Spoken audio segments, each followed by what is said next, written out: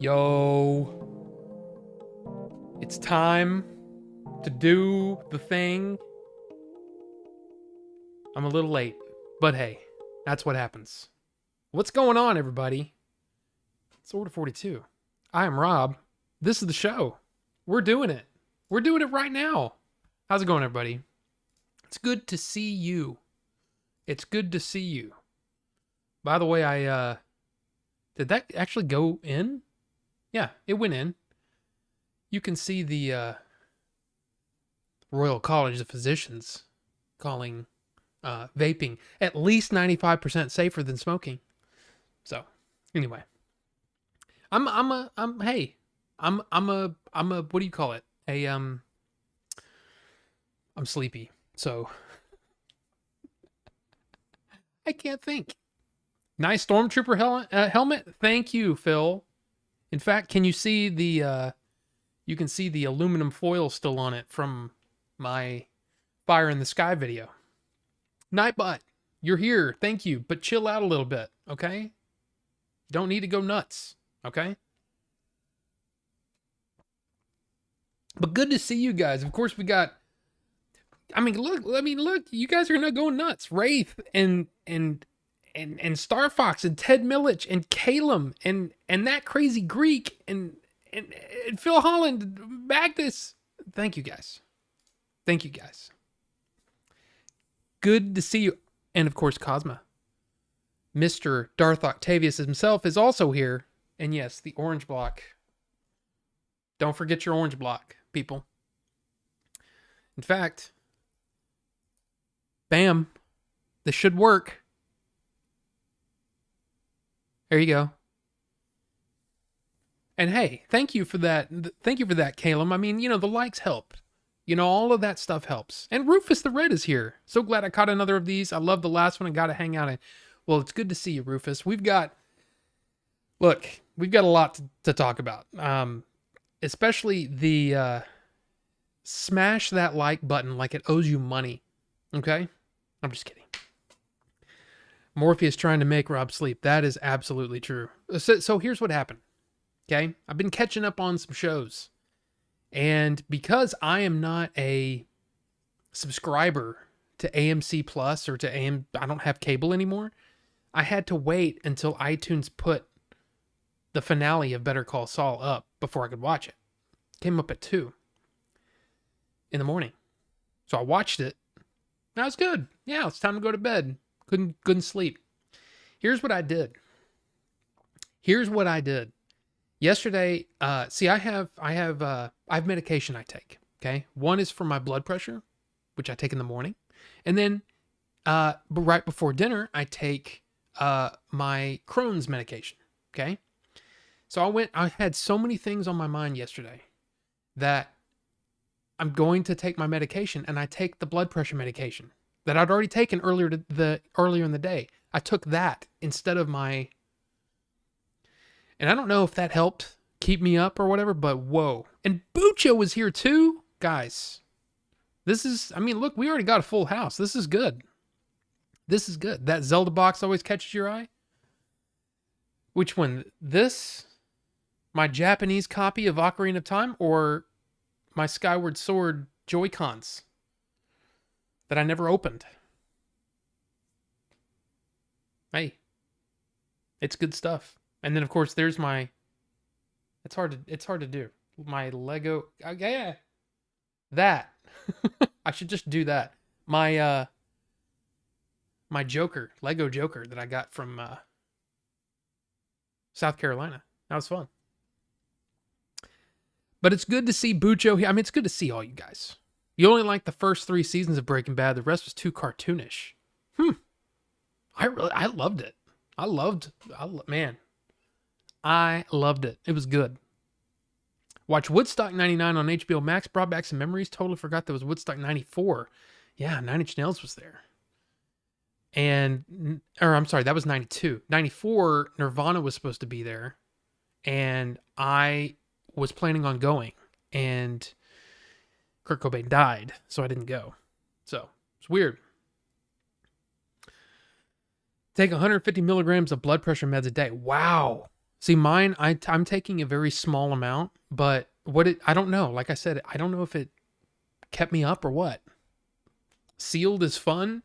I don't know about that. I just honestly I didn't like uh Skyward Sword that much. And I'm like, I don't really need them. I've got the really cool these. I like the neon green ones. That's what I keep on it. Um so yeah. Uh oops. That messed up. Please go back. Okay, good. Whew. Wow. Almost screwed up my monitor here. You took apart your Skyward Sword Joy-Cons and put clear shells on them. Could have just done with the old ones, right? The ones that came with it. And Carbonite Dreams is here. Guys, there's so many people here. It's awesome. Yeah, I think mine's at 30 or I think they put me at like 35 is what I'm at. Gallon of water a day. I do drink a lot of water. I don't drink well, wait a minute. How many ounces? I drink about 120 ounces of liquids a day, tea and water. Is that 2 gallons? Makes great studio foam, all those sealed toys. Yeah, see, this wall is pretty much blank. I mean, there's some paintings here, and then you can't see I wonder if I can show you. Can I show you?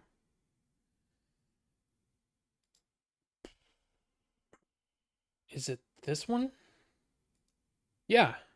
There you go. That's my iMac monitor. And you can see my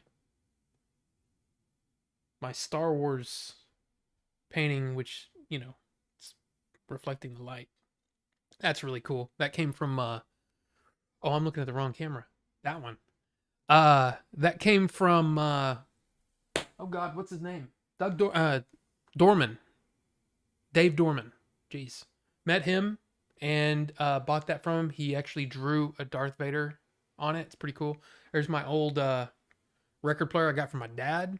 All my records and 45s down here. These are all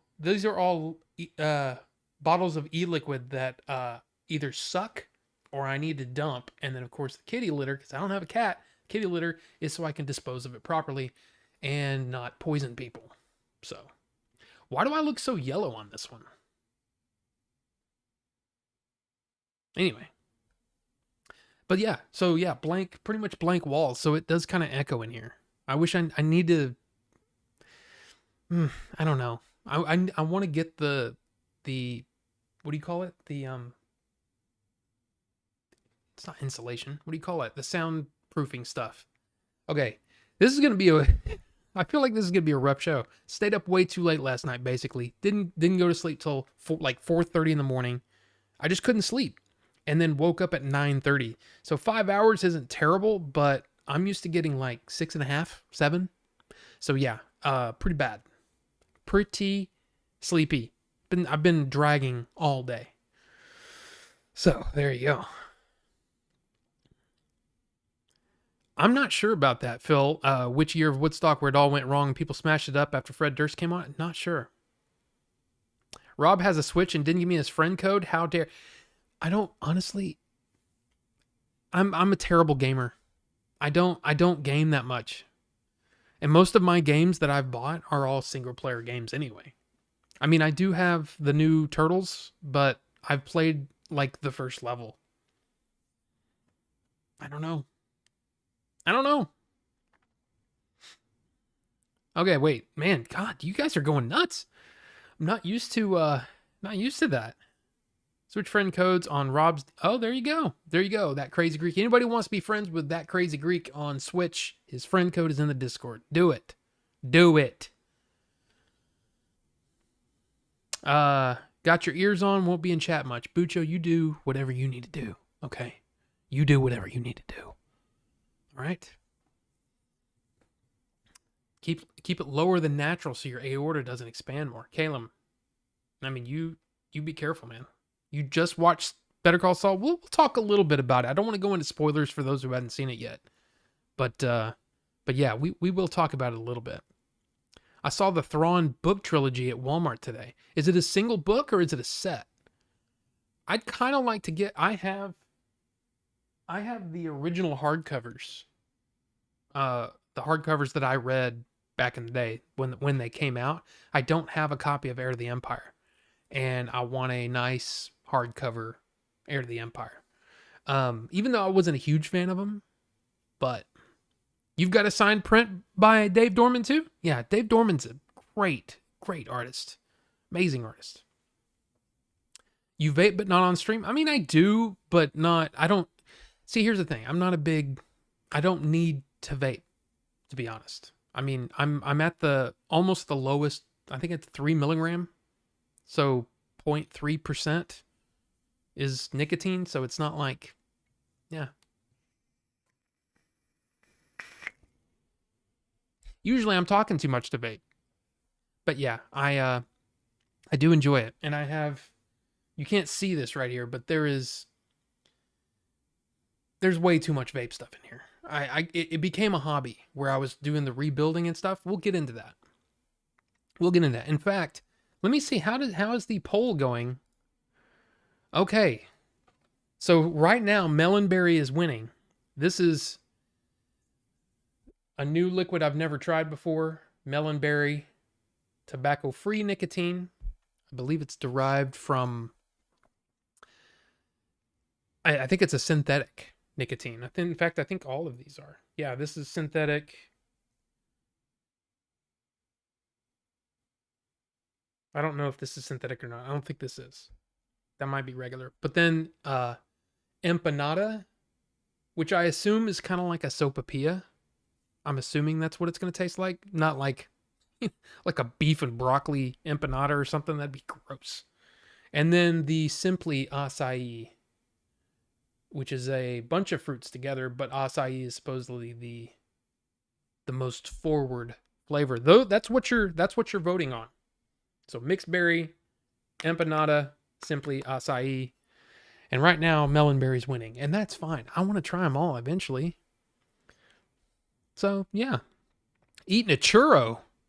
Yeah, see, and I think this might actually taste like a churro or a sopapilla or something like that.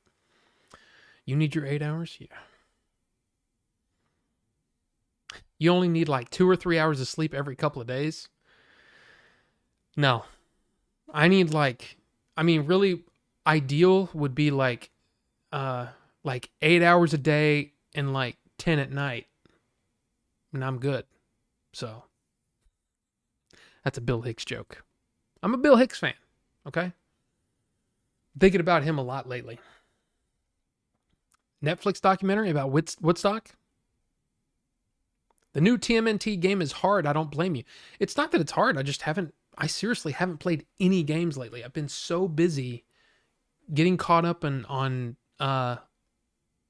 shows and stuff. And I've been working on the movie, The Adventures in Game Chasing. Been working on the movie a little bit. So, it is a set. Okay. I'll look for that. I'd kind of like to get, I don't know if I want to,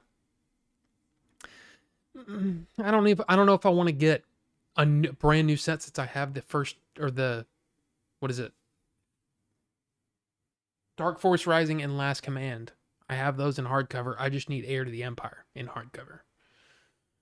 So yeah, a new Joker movie. Yes, with Lady Gaga, partly musical. So that'll be interesting. You're on 6%. I use it like life support. Rufus, I didn't know you vaped. Yeah, I mean, look, that's the thing, right? We quit smoking. And this is better than smoking. 95, at least 95%. So keep on vaping, man. Vaping is better for you than smoking. Don't listen to these incredibly bad science people out there that are trying to scare people away. The Royal College of Physicians, I'm not going to go off on a thing, okay? But I'm just going to say this. I advocate for vaping because it helped me quit smoking. I can tell that I'm healthier. My lungs are healthier. I have more, I can actually breathe, right? But the Royal College of Physicians was the group of physicians. It's it's like thousands and thousands of doctors, like a consortium of doctors based in England. They were the ones that originally came up with the link or found the link between cigarettes and lung cancer. Meanwhile, it took 20 or 30 years for the United States to start saying, hey, maybe this smoking's not good for you. But over in England, the Royal College of Physicians had been saying, this is not good. This is causing cancer. People have got to stop smoking. Well, back in 2014, 15, 16, not sure exactly when, but the Royal College of Physicians came out and said, vaping is at least 95% safer than smoking. And another group of doctors I think it's in Italy, said that they found that it's at least 99% safer. So don't listen to this. Especially Mike Bloomberg, for whatever reason, hates vaping. He just hates it. And he's basically done this crazy thing where he's going after vaping in multiple countries. It's insane. But we'll talk about that another time. All I'm trying to say is vaping's better for you. Don't listen to like the Truth Initiative. What is it? Tobacco Free Kids. Even like the American the American Lung Association. They've been paid off by Mike Bloomberg, and their science does not add up. The Royal College in England, they did the science. So just saying. Okay, I'll stop talking about vaping. All right. Woodstock 99, Peace, Love, and Rage. Okay, if anybody wants to check that out. Bill Hicks is not Alex Jones. He's totally not. You build coils. Oh, this liquid is old and I just haven't disposed of it yet. So you don't want this. This has been there for way too long. You want the cat urine flavor. Oh, gross. It's açaí. Açaí. It is a Brazilian bowl. Açaí. And it is, in my opinion, I love it. It's great. They do kind of look alike. I will say that. But Bill Hicks died in 1994 of pancreatic cancer. So yeah, that's not Alex Jones. The best Star Wars book. Wow, God, I don't even know. I think one of my favorites is it's from the new, what do you call it? It's not, when Disney bought Star Wars, they basically said, okay, anything published before now is considered legends. It's, hey, you still like them, we'll still sell them, all that kind of stuff, but we're going to move forward with a new canon. The new canon, there was a book called Lost Stars, which is kind of a YA book, like young adult book, but I'm telling you, that book is awesome. It's really, really good. So it basically ties Return of the Jedi to The Force Awakens in a way. And what it is the story is about two people who grew up on the same planet. One joined the Empire, one joined the Rebellion. And it's a really, really cool thing. They fall in love and fall out of love and all that kind of stuff. It's a really cool book. I mean, like, it's like super well done. Like crazy well done. And then another one, I think by the same author, which I think is Claudia Gray. She did one called Bloodlines, which is about Leia in the Senate after Return of the Jedi, and how like nobody knows that Darth Vader's her father. And so there's this weird like thing where there's all this political intrigue. It's just a really good book. Those are two of my favorites. But I'm not caught up at all. So the concentrates you get, it's like smoking 3 bowls at once. So keep looking. What are y'all talking about? Oh, pot. Okay. I actually tried, like at my local, I guess, whatever shop, I tried some of the, Delta 8 stuff. And one of them, all it did is it gave me a headache. And the other one was like, I was like, okay. But it was very weak. So I don't know if I need more, which they were telling me, okay, just eat half of this little chocolate square. Don't eat the whole thing. And I'm like, okay. And I ate half and I was like, what? I don't feel anything. And then I ate the whole thing and I was like, okay. But it was kind of weak. I don't know. Maybe it's just not for me. Used to smoke a pack of menthols a day, switched to e-cigarettes, gradually cut back, then quit. Smoke-free 8 years. Carbonite. I mean, look, that's the thing. A lot of people just want to quit. And vaping is a very, very good way to quit because you can turn down how much, you can go from a 12 milligram down to a 6 milligram, then down to 3, and then even cut that in half, and just continue to wean yourself off. Me, I enjoy it too much. I love it. I love what is this? This is a vanilla cinnamon custard-y thing. It's freaking good. I love it. And I enjoy vaping, so.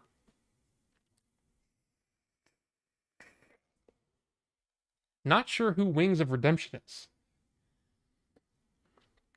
Oh, wait. God, man. Michigan-made flavored stuff, unavailable and no specialty. Yep. Mm-hmm. It's ridiculous.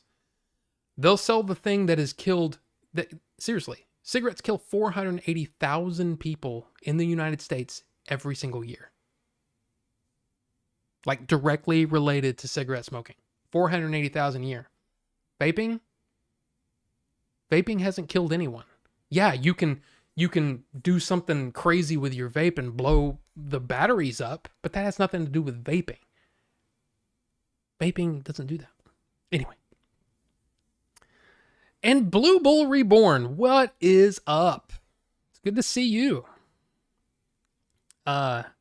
Traitor's your favorite from the New Jedi Order. See, I never read the New Jedi Order ones. Did I smoke pot when you worked at Blockbuster? A little bit. I basically quit everything. Smoking or pot, drinking around 97. And I'd done it a couple of times since then, but for the most part, I just hadn't. But I'm just gonna say it. I love cannabis. I always have. And I always preferred that to drinking. Because drinking made me stupid and I didn't like it. Cannabis just chilled me out and it was awesome. But yeah, when it comes to Delta, you got to have a lot to make a difference. Interesting. Yeah, I don't see. That's the thing. I'm new to it. I just was like, I'm gonna try it, just see what happens. So yeah, I'll mess with it. You're a professional piercer. Guarantee people prefer me to hit my anxiety whistle a couple of times before I enter my booth and stink like an ashtray. Yeah. Yeah. I'm telling you, man. See, this smells like some sort of... It's almost like a cake. I'd rather smell that than... You love pot, but I'm responsible with it. For example, I always smoke when Jay streams on the weekends. Yeah, unfortunately in Texas, it's not legal. Yes. Tim from Siege. Yes. Blue Bull Reborn. Good to see you. I drink, I'm stupid. I'm really not, but I like to slow myself down. So I drink, need to quit. I have too much money and I've always been poor. Need to find my balance. Thought someone had baked goods, but it's just Rufus and his cloud of lies. I mean, look, that is definitely a thing. But yeah, no hangovers from weed. But see, I think my problem was that one of the first times I smoked weed, I think it was laced with something because I was doing it with a like the local drug dealer, and I think it just messed me up for a while. Like I don't know what was in it. I have no idea. I've never seen the guy. I haven't seen the guy in 20 something years.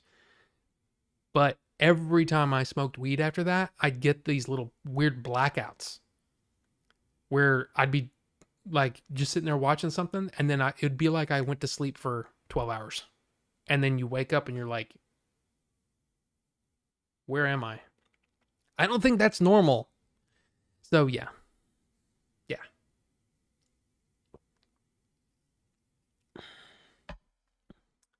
You're a nerd. What can I say? Hey, I mean, we're all kind of, see, that's the thing. That's the thing that everybody needs to realize. You know, those people that are like super into, the NFL, nerds, fantasy football, super nerdy. You're okay. You can't tell me that those people aren't nerdy. You're just nerdy about a different thing, Twilight, the ladies love Twilight, right? Or whatever. All those 50 Shades, they're nerds about that stuff. My wife's a nerd for scrapbooking and card making, and you know what I mean? It's like everybody's got their thing that they're passionate about. It's cool. It's cool. There you go. 4 years no alcohol. Was alcohol dependent, but not anymore. Well, congratulations, Phil. I mean, that's the thing. I was never dependent on it. Like, my dad was always, I mean, I wouldn't say like an alcoholic, but he was always a drinker, right? And I started drinking at kind of a young age and quit drinking basically when it became legal for me to drink it. So I really don't drink. I don't find it's just not my thing. And that's fine. But it also kind of sucks because, like, especially if you work for a company that, does these little outings with people, that's a big way that you kind of network with people is drinking with them and stuff. So that's kind of a bummer. But other than that, it's, it's a thing. You buy tons of physical stuff on eBay when I drink.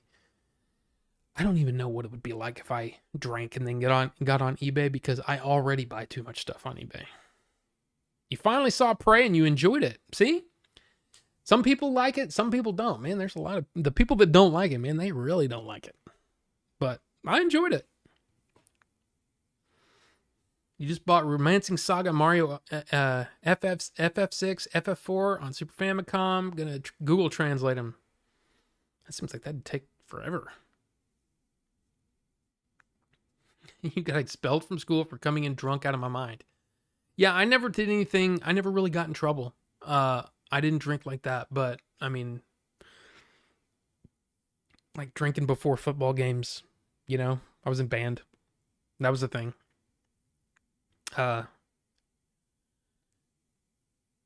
Yep. That's kind of how, Caleb, I'm kind of in the same way. Weed is in a gray area, and your Carbonite says weed is in a gray zone in your state. You can possess an ounce, but can't sell it, so no dispensaries. See, man, Texas just needs to get with the program and just open it up because I can guarantee you when my Crohn's was like really bothering me, that would have helped me a great deal. And especially just the pain. Like it's definitely a good pain reliever. But yeah, it's just the thing. It'll be a funny video, but it'll take forever. Okay, wait. Did I miss something from you, Rufus? You're gonna do a video of it. Okay. Never heard of emulators. I mean, look, emulators, that's all I really mess with. But I totally get playing it on original hardware, all that kind of stuff. I get that. That is definitely get that. Hate Twilight, but I love Twilight Zone, both the show and the movie. That accident that happened to John Morrow and kids was horrific. Oh my God. Vic Morrow. Yeah, that's Jennifer Jason Leigh's dad. Which is interesting. But yeah, that was, especially, man, if like, I think you can see it on YouTube. It's just out there and you can see the crash. It is horrific. Definitely messes you up. And especially when you start reading more about it, you're kind of like, wow, that's messed up. I live in Texas, Magnus. Yes. Yeah. No, it's okay. I mean, look, Texas is not, it's a big place. I'm okay. You have it all fan translated or official, just want the physical of Mario RPG and Romancing Saga, and they're way cheaper. Drunk decision. That accident ended John Landis and Steven Spielberg friendship. Yeah, and John Landis's career was really never the same afterward. I mean, he's made a couple of films here and there, but it just never was the same. I live in parts unknown. Yeah, I live in the DFW Metroplex, and there's like 8 million people here, so it's a lot of people. It's crazy. You would go down to Mexico to party. I've never been to Mexico, and in fact, I've never been south of like Houston. Just never have. Never had a reason to. So, cursed films. Yeah, that Twilight Zone thing, man. Oof. Rough. And I remember liking the Twilight Zone movie a lot, too. But, yeah. Rockman 1 through 6 on Famicom. So much cheaper. Yeah, I mean, the Twilight Zone thing, man, John Landis. I mean, I recently got that American Werewolf in London, and watching that, I was like, man, I really liked a lot of John Landis movies. And then he did the Michael Jackson's Thriller video. Amazing video. But yeah, just, man, what could have been, I guess. Yeah, been listening to what the cartel does to people never going to Mexico. Yeah, I don't know enough about Mexico to not get in trouble. So, yeah. So, hey, let's talk about a little bit about what I've been working on. So, for future film festivals and the Blu-ray, I've been working on the subtitles for the movie. Now, the problem is the software that Billy has been using to make the DVDs and Blu-rays, it won't accept your typical SRT files, which are what's typically used for subtitling any video, right? If you've got a video and you want to throw subtitles on it, you need an SRT file typically. Yeah. Adobe Encore doesn't accept that. So we've been looking for a solution, and I found one. I found a website called Veed, VEED.io, that you put the video there and it will automatically subtitle your movie. I was like, cool, awesome, for a price, of course. Cool. So I start messing with it, and man, I mean, yeah, it put the dialogue, the subtitles in the right spot, but man, it couldn't tell what people were saying. I mean, I had to go through the entire movie. It took me like 4 days of like intense paying attention and, all that kind of stuff, syncing the subs where they're supposed to be. And so I did the subs, got it exported, converted. Apparently it's working. So that's what I finished that yesterday. And that's what I've been doing pretty much all weekend. But I wanted to talk about it because if you enjoy your subtitles like I do, I love watching movies with subtitles, especially when you can't quite hear what someone's saying, and I like seeing what they say. There's stuff that I didn't even know was in the movie that I was listening with headphones, and the software picked it up, but and I was like, oh, what the heck is he saying? I actually had to contact Joe Redifer, GameSack, because there's a line that he says that I didn't know what he said. So I had to reach out to Joe and got an answer and all that stuff. We talked for a bit. Super cool dude, man. GameSack. If you're not watching GameSack, if you like your vintage games, your retro games, and you're not watching GameSack, something's wrong with you, because that dude makes incredibly entertaining videos. And I'm not even that big of a gamer, but I enjoy watching his videos. So anyway, that's what I've been doing. Can't wait to see the movie at Retropalooza with you guys. That is going to be so much fun. There's so many people planning on coming to Retropalooza this year. Of course, Leon, you know him, SFX Leon. He's in here quite a bit. He's been on multiple videos and stuff like that. Leon's going to be there from England. Martin Barabee, who did the score for Adventures in Game Chasing. It's the first time that we'll meet him.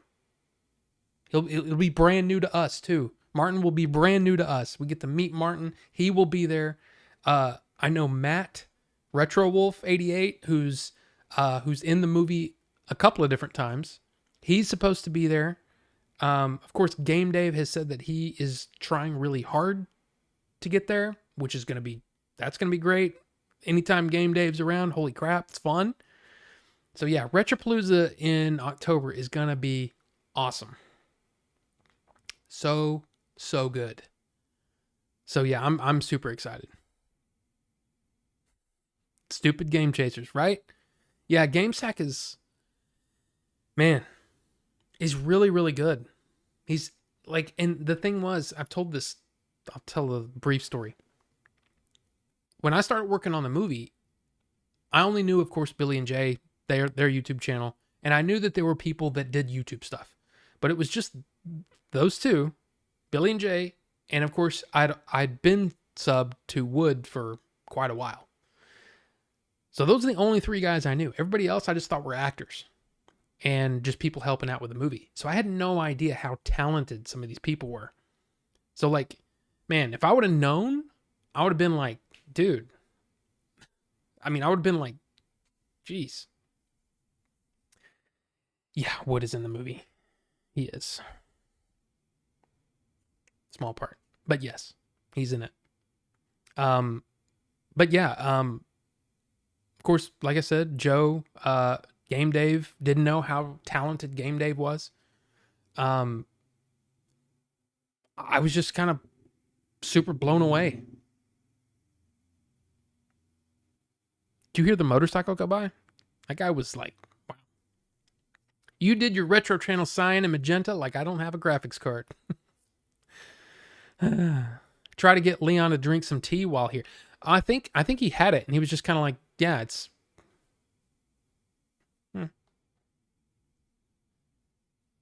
When was the last time I walked out of the theater?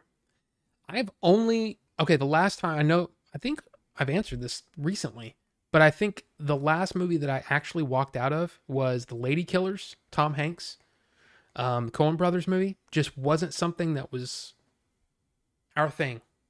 It was me and my wife, April.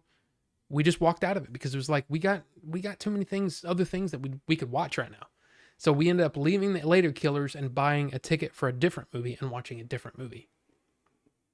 So the movie is so good, guys. I have it on Vimeo. Can't wait for the Blu-rays. Rufus, the Blu-rays have so much stuff on them. So much stuff. I did not walk out of Adventures in Game Chasing. I've seen Adventures in Game Chasing probably more than any movie that's come out. Look, I don't know how many times I've watched it. Countless times. I've seen it so many times. It's nuts how many times I've seen it. Testing things, and when you're working on it, it's different though. And like the things that I really like, a lot of times don't get laughs. And I'm like, I love that little line, but nobody seems to catch it especially like when we're watching it somewhere, and it's really weird. It's really very strange. You walked out on Vampires Suck. Christian, what is going on? Good to see you. You walked out of Legend and Vantage Point. I Am Legend? Legend 1986 or 1986? Tom Cruise? Which Legend? Oh, I Am Legend. Okay. White Castle for All. Whoa. See, I Am Legend. I don't remember it being bad, but yeah. Yeah, Wood. Look, the thing with Wood is he blew up. I mean, he blew up. And the thing is he became so busy that, and of course that, and on top of that, Billy was so busy getting the movie done that there wasn't a whole lot of connective tissue anymore. And then Wood went on to doing the Switch stuff, right? He's been doing more modern stuff, and that's just not what the Game Chasers are about. So it makes sense. But at the same time, I miss having Wood around, and of course now Wood moved to Pennsylvania, Philadelphia, or wherever he moved. So yeah, it's a bummer, but yeah. I do. I miss him. I'll say it. I'll say it. But then again, you know, all you got to do is turn on YouTube, or he's either streaming or a podcast or something. So you ran out of Dracula, but you were 10. Firestarter the remake. I heard that was bad. And yeah, I love Legend with Tom Cruise. Come on. That was great. Ridley Scott, Constantine, and Transformers 3. I don't remember Constantine very well. I remember I don't like it. That's what I remember. Or it was very uneven. And Transformers, none of the new Transformers movies are for me. It's just my thing. He played by the rules. That Nintendo horse got him galloping. For sure. I mean, look, it's just like me. It's like, do you think I'd be reviewing a lot of Indian movies on my channel if it wasn't for the fact that they do really well?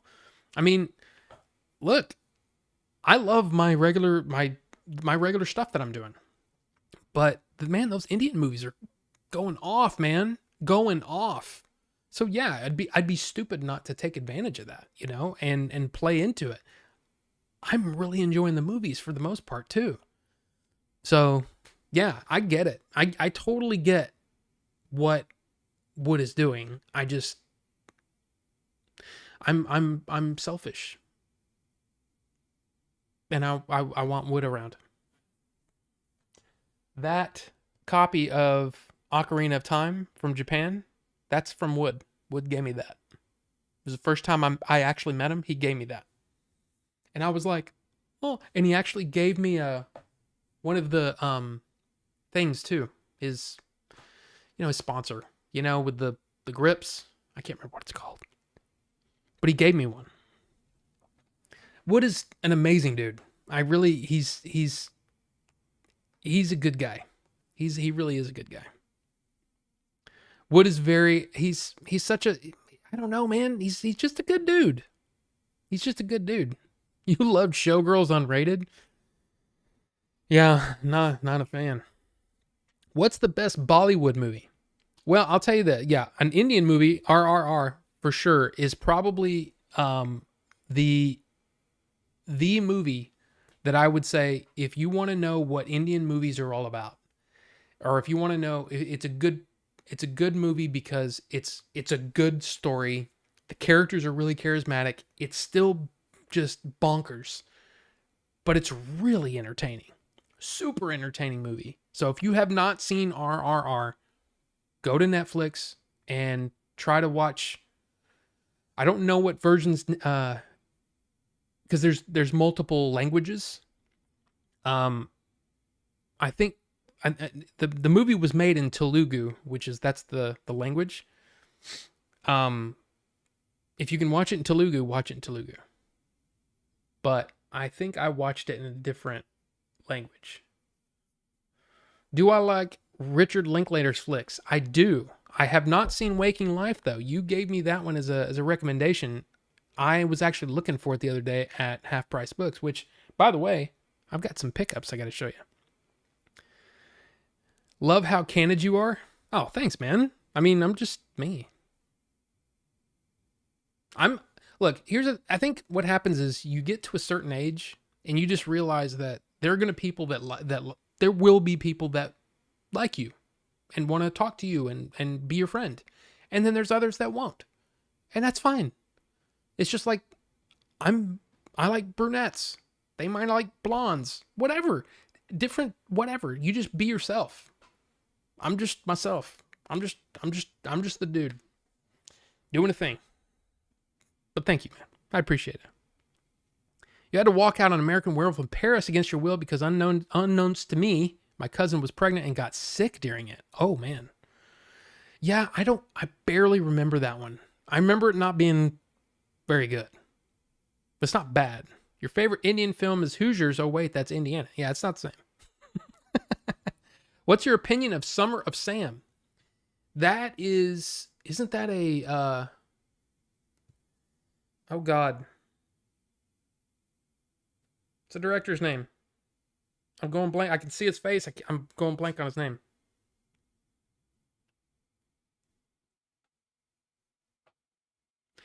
No, I've never seen that one. Spike Lee. Jeez.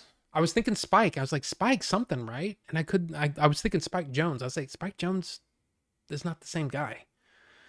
Spike Jones helped out with Jackass, and he did, uh, what is it? Being John Malkovich and stuff like that, I think, right? But yeah, Spike Lee. I honestly like a lot of Spike Lee movies, but I've never seen Summer of Sam. You canceled your Netflix subscription because they glorify serial killers. I just don't watch that stuff. But yeah. Been trying to get through RRR, not for me, so long. Carbonite, I get it. But man, I love that. I really enjoyed that movie. And every Indian movie I've seen so far is almost 3 hours. And then Bahubali, for example, was 2 parts, both almost 3 hours. So I get it, but man, I loved RRR. You got Boyhood recently. That's one of your favorites of his. Tickled you remember me suggesting Waking Life. That just made my day. Well, Rufus, I mean, look, I'm just a dude, man. And you people now, I mean, like, you guys are like here hanging out. Why wouldn't I remember the stuff that, I mean, I try to remember. I'm gonna forget things. I'm not perfect, but that's one that in particular I was like, oh yeah, Waking Life. And when I was looking at half price books, I found it in DVD, and I'm like, I'm not getting DVDs anymore. Just not. But yeah, just no biggie, man. It's cool. It's all good. We're all friends here. Redheads for you. Well, redheads are, but they're also kind of nuts. Like every redhead that I've known, just been a little crazy.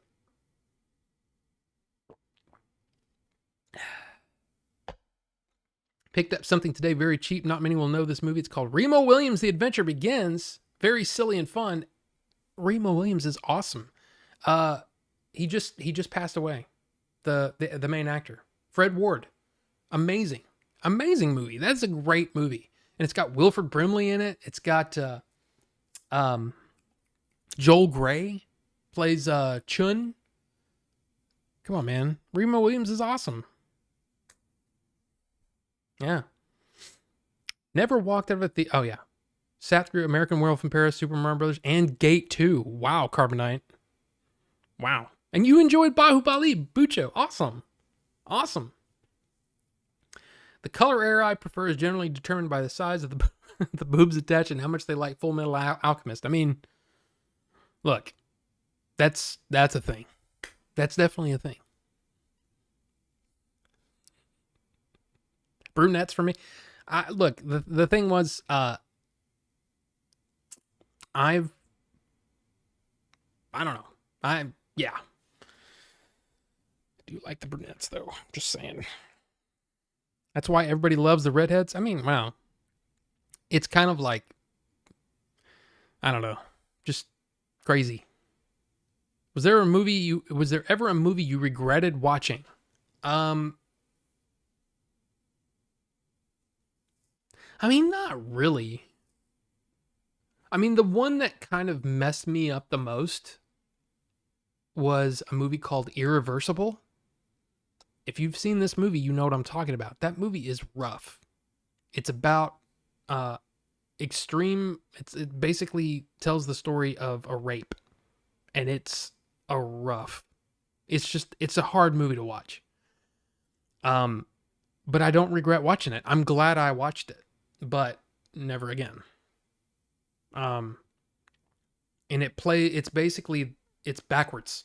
You know, it starts at the end and you're going backwards and you're learning about what happened to the characters to get them to this spot. So it's like, here's a spot and then it goes back and then here's a chunk and then the movie's nuts, but it's also extremely graphic and violence, and yeah, it's messed up. But I'm glad I watched it. You know what I mean? It's one of those weird things. Latinas are the hottest. Well, I mean, look, there's beauty everywhere. You know, every race can have beauty. Um, mm, but again, my experience has not been good with the Latinas. I'll just say that. Get stood up a lot, but hey, I've been married for almost 22 years, so I've been off the market for a long time. You know what I mean? Just saying. You haven't seen internet dating with Cat Williams? I have not. Ninjinzu Games. Good to see you. Have you been here before? I don't remember seeing your name.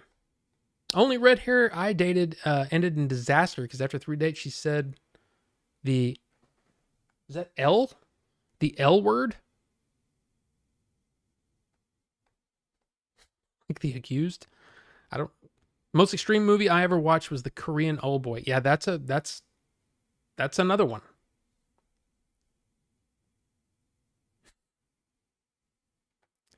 Oh, the L word. Oh, okay. Well, I mean, that's a thing too.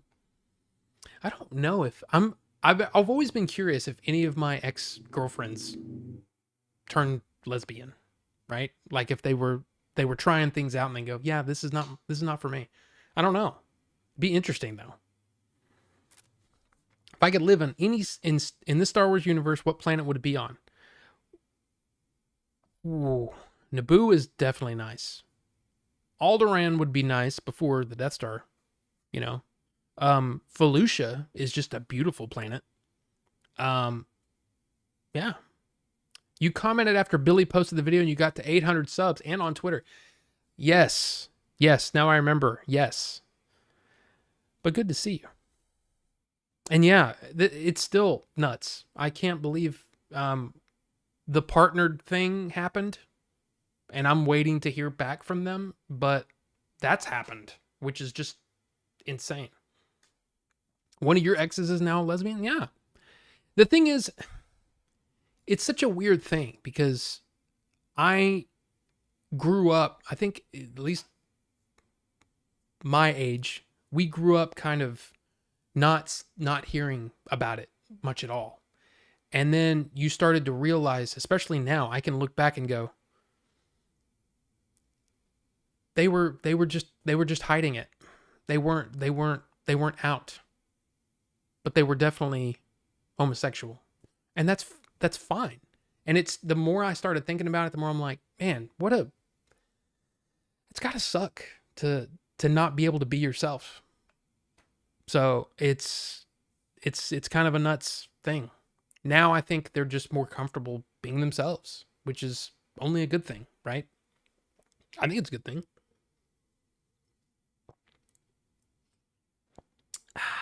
Love that tea.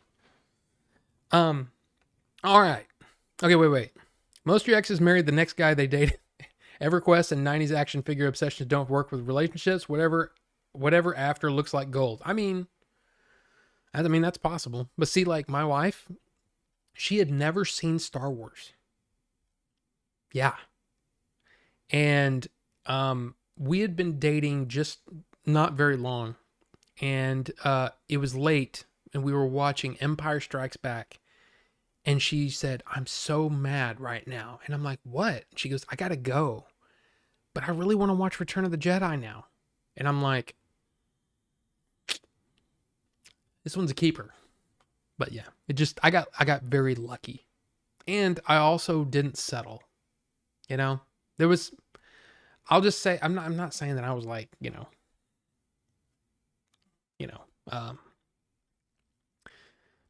like just women were like, oh God, it wasn't like that. But I'm just saying I didn't settle. I didn't settle at all. I found a woman that was awesome and loved me for me. And I think that was, in fact, I wrote a song about that before I met her. There was a song that it was basically like, I want you to allow me to be me is what the song is about. It's actually a cool song, but I don't even have a way to play it. But anyway. Yeah, so she was awesome. And yeah, I married a chick that had never watched Star Wars. But see, the thing is I started showing, it was kind of fun because I got to show her all the things that she'd never seen.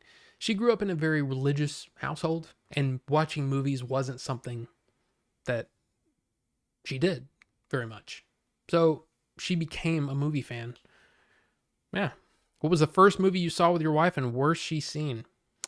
The first movie was Labyrinth. Yeah. 1986, Labyrinth. It was her favorite movie growing up. She had seen a couple of movies now, but she loved Labyrinth. And then over time, we watched all the things.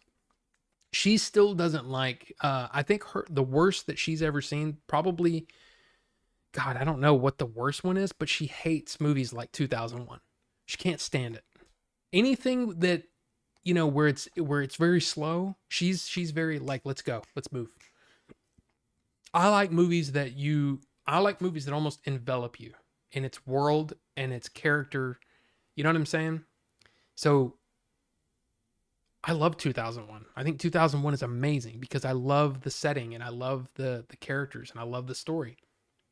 She can't stand it. So, in fact, she said, we're turning this off. And I said, we're not turning it off because this is on our list of the AFI Top 100 movies. This is on our list. You have to watch it. And she said, well, I'm not watching this at 1 time speed. So we watched it at 1.5 speed, which kind of irked me, but we finished the movie, the last half about at 1.5 speed. And she goes, yeah, the last half was better. I'm like, yeah. But yeah. Mandalorian got me into Star Wars. Movies didn't interest me much, but The Mandalorian and the new Battlefront 2 got you into the lore. Yeah, and that's actually interesting to hear. My missus is a redhead, which backs up Rob's hypothesis. Anyone who'd marry me has got to be at least a little cray. Hey, I'm just saying, every redhead, and that's the thing. It's kind of like, it's a very general thing to say, and it sounds like, oh, well, all whatever group of people you want to talk about, all of these people do this. It's not true. There's always exceptions. I'm sure she's amazing. But I'm just saying the ones that I had ever met or dated, no. Crazy.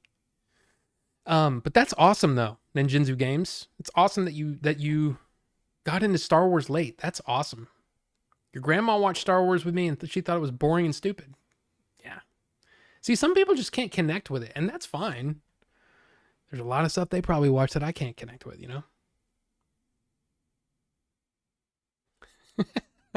I haven't been with anyone since 2009, but I have a lot of video games, and that's what's important. Hey, that's a thing. Do what makes you happy.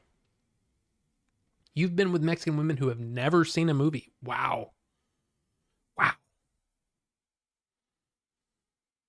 I have the Labyrinth door knockers tattooed on your hands. Wow. Yeah, I've seen Labyrinth a crazy amount of times. I grew up with that and loved it. And congrats on the 1,000 subs. Thank you, Ninjinzu Games. Thank you. I like the Dark Crystal and stupid Netflix canceled it. I know. Why don't they? Somebody needs to pick that up and do it. It's awesome. 2001 is a hard watch. Not much happens, so I understand when people don't like it. Exactly. Let's see, that's the thing. Does she like Aliens? That has a slow pace. Yeah, but the tension is there. 2001 doesn't have the same tension that a movie like Aliens has. It's a different pacing. 2001 is definitely paced different. The 60s were different. See, Labyrinth was boring. There you go. I love 2001. I think it's great. And it's hard for me to disconnect the I guess the thing around, how do I say this?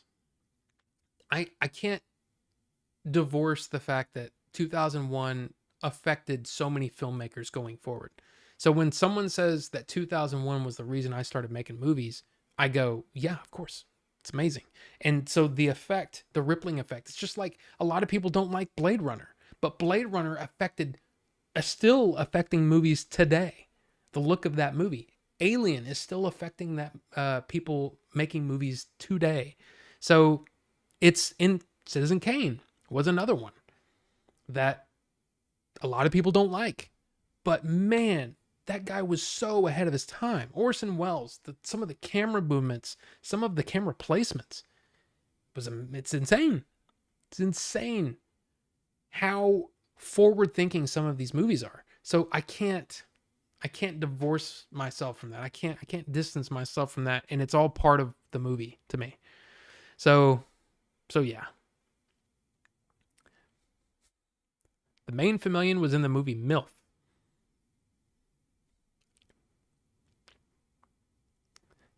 Listen, for those who've not watched 2001, just get high before putting it on. You'll be fine. Yeah. Who doesn't like Blade Runner? Leon doesn't like Blade Runner. There's a lot of people that don't like Blade Runner. I guarantee you, my wife has never seen it. And part of the reason that she's never seen it is because I know that it's probably not going to be her thing. So, yeah. What's worse? One xenomorph or 100 gremlins? That's a tough one. I mean, either one I wouldn't want to deal with. I just watched most of Gremlins the other day because Billy gave me a copy. John Edwards, what's up, Rob? Hope you guys are having a good evening. Welcome, John. Good to see you. Will you play the new Lego Star Wars game? I did. I already have. I've beaten it. And it doesn't have the staying power as the older games does. It's still amazing, an amazing game. But I was streaming that when it first came out over on Twitch, which my Twitch channel I pretty much kind of abandoned. So, because YouTube has been doing so much better for me. But I'm not a good play a game and talk streamer. I'm just not good at it. I'll sit there and play the game for a while and then go, oh yeah, I'm actually streaming. I get totally sucked in that I'm just not good at it. But I'm good at talking, which is why I'm here and why we're doing this. KW Jeter wrote some dope sequels to Blade Runner to Android's Dream of Electric Shape. Oh, really? You agree with Leon on Prey. See, some people don't like Prey. I miss the days when the Lego people didn't talk. It was funnier. Yeah, it's not even that. It's just that it felt... I don't know, man. I don't know what it is. It may be that I changed. But it made it almost feel like busy work instead of a fun thing. Like some of that stuff, I don't understand how you couldn't... You'd have to look it up. Like to find out how this... Man, my back is so freaking sweaty. It's hot in here, guys. In fact, let's turn down the air a little bit. Because holy crap, man. You played Lego Worlds. It's really good. No, I have not. I'll look it up. Give it a shot. Everybody's been suggesting they make Prey in other timelines, and I approve. Yes. I would definitely like to see that stuff. The xenomorphs, much worse. They would mess up your house and neighborhood with their design choices. Wouldn't stand a chance. I mean, that's true. That's true. What is this? It looks kind of like, I don't know, like I'm in an intestine or something. What is this? One shotgun could take care of the xenomorph, but one gremlin can turn on the water, and now there's more. I mean, that's true. That is definitely true. You never played a Lego game and was wondering if it would be a good place to start. I mean, yeah. It's just, they're fun. They're kind of brainless, fun games, and if you play them with that in mind, then it's fun. But like I was playing it to try to unlock a bunch of stuff, and I felt like this feels like work. It doesn't feel like fun to me. So, but yeah, I mean, give them a shot. Dude, find something that you like. Oh, I like the Marvel stuff. Okay, get Lego Marvel Superheroes 2. Or if I like DC, get the Lego DC games or get the whatever. Look at all the ones that are on sale and then go, which one sounds like that would be something I like? I guarantee you, man, they're fun. But once you play one, you've kind of played, they kind of have a lot of the same feeling, I guess, but they're still fun. And they're like little puzzle games and you unlock stuff and it's fun.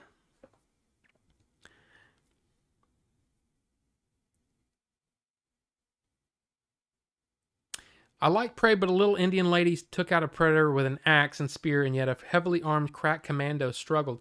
I mean, look, that's one of those things where it's like I I feel like the way that Arnold won in the first Predator in particular, because that's the one I know the best, he had to use his brains. You know, his strength only got him so far. I mean, sure, he had to pull up the wood and all that, but he had to outwit the Predator, and that's what she did. She outwitted the Predator, and she was good at that because in order to get where she was in the tribe, she had to outwit people, you know? So, I mean, I kind of thought it was cool. Look, it's not perfect. It's not a perfect movie at all, but I liked it for what it was. And I agree, Magnus. I don't think it was gory enough. I hate the fact that the camera was like, it was almost like they were filming it to be rated R, and then they decided at some point to say, oh no, let's change this now. So we've got this really gory death, but the camera will like look away like it's so bad. I'm like, why? So I don't know. But you can have a sexual relationship with the alien like Ripley did. I mean, come on. That was Resurrections, not a great movie. If you really like Marvel, then get Marvel's Guardians of the Galaxy game. See, I still haven't played that yet, and that's one that I want to play. A xenomorph that bursted out of a gremlin, an alien that can replicate by water. Wraith. Yeah, because that's the thing that I always loved about Alien, is that it took on the physiology of the host. So like the dog alien in Alien 3. I like that. I think that's a really cool idea. But I don't know. That would be really cool. Love me some Prey. Gonna watch it again later tonight. You forgot why in the OG Predator that dude cuts his chest? I think he was trying to battle the Predator, and he was also kind of going nuts a little bit, I think. Because tribal warrior, yeah. I think it was more of like I need to face my fears and face the ghost almost, in a way. I don't know. I've never been, I mean, I guess I'm part Native American, but I don't understand a lot of that thinking. But I also don't understand people who, there's a lot of things that people do, like climb mountains. I don't understand that. That's something that I just don't get. No, stay on the ground. But I would probably do skydiving. There's certain things that when I see people do something like that, like it's just like that's so foreign to me. I just don't get it. That's one of those things. Bucho loves relations with aliens. Well, I mean, Octavius, I mean, he's that guy.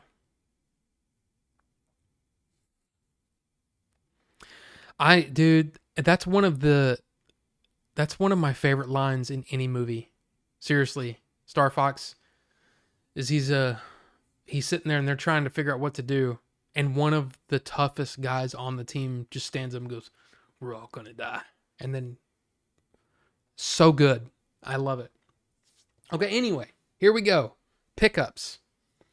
So because of I've been watching a lot of For All Mankind, right? Getting caught up on For All Mankind. Went to Half Price Books with the thought, let's see if I can find some Tolkien stuff, right? Because clearly I don't have enough Tolkien books. I got to have more. But I was in the Blu-ray section, and look what they had. The 2-disc Blu-ray for The Right Stuff. This movie is great. And I've only seen it like 2 times. I've never owned this movie. And I kept waiting for it to come on, like go on sale on like iTunes or whatever. But for whatever reason, the digital versions don't have any special features. And this has a whole nother disc. And this still has the little, all the stuff that comes with it, like a note from the director and stuff, which is kind of cool. But this has a booklet which is kind of cool. But yeah, 2 discs, 2 disc set, $15. I was like, heck yeah, I'm buying that. So I got that. Pretty cool. For All Mankind, last episode, devastating. Yeah, no spoilers. And not because I haven't seen it. I'm all caught up on For All Mankind, and it's awesome. But there's a lot of people that haven't seen it. And I'm telling you, if you even have a passing interest in the space program, you really need to check out For All Mankind. It's the setting, but there's a human story being told. I love For All Mankind. It's great. In fact, yeah, amazing show. Amazing show. So just think of it this way. 1969, instead of the Americans landing on the moon first, the Russians do. So now you've got an alternate history, an alternate timeline. How does that affect the space program? How does that affect the country? How does that affect the people who are working at NASA? How does it affect the Russians? How does it affect society? How does it affect politics? It's an amazing show. It's so well written. And I love it. I love this show. I finished it. I got caught up to where when the finale aired on Friday or came out on Friday, I was able to watch it, and holy crap, it's so good. It's so good. So yeah, that's that. And so it was cool to get the right stuff. I've never owned it. So yeah. It is the digibook. Yeah. Or I guess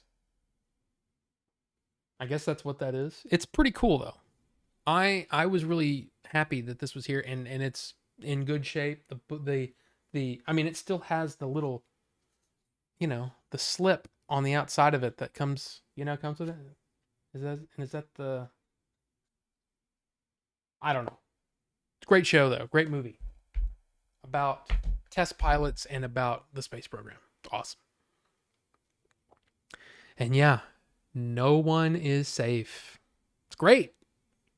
And that's the best. You finished The Sandman, changed my review to 7 out of 10. Favorite episode 6. Episode 6 is beautiful. It's a beautiful episode. I mean, seriously, the first 20 minutes, I was just like crying. Amazing. So yeah. You wonder why there were no other moon landings. Well, I think part of it is just it's sort of like it's like America just didn't care anymore. The discovery, that kind of the race was kind of over. It was just yeah, it's an amazing thing. And I was one of those kids growing up, like I said in my review, I was one of those kids growing up that's what I wanted to do. I wanted to be a pilot. I wanted to be, of course, Top Gun was big. But I mean, I was watching the space shuttle launches live when they happened. And then, of course, learning about test pilots, learning about Chuck Yeager, Bucho. Yeah, I loved it. I wanted to do it. And then found a new road to go on. But yeah, it's always bummed me out that science is not cool anymore. I don't know. And the space program's not cool anymore. But man, there's alien ruins on the moon. I don't know about that. But does it have transformers on the moon? Pretty sure it doesn't.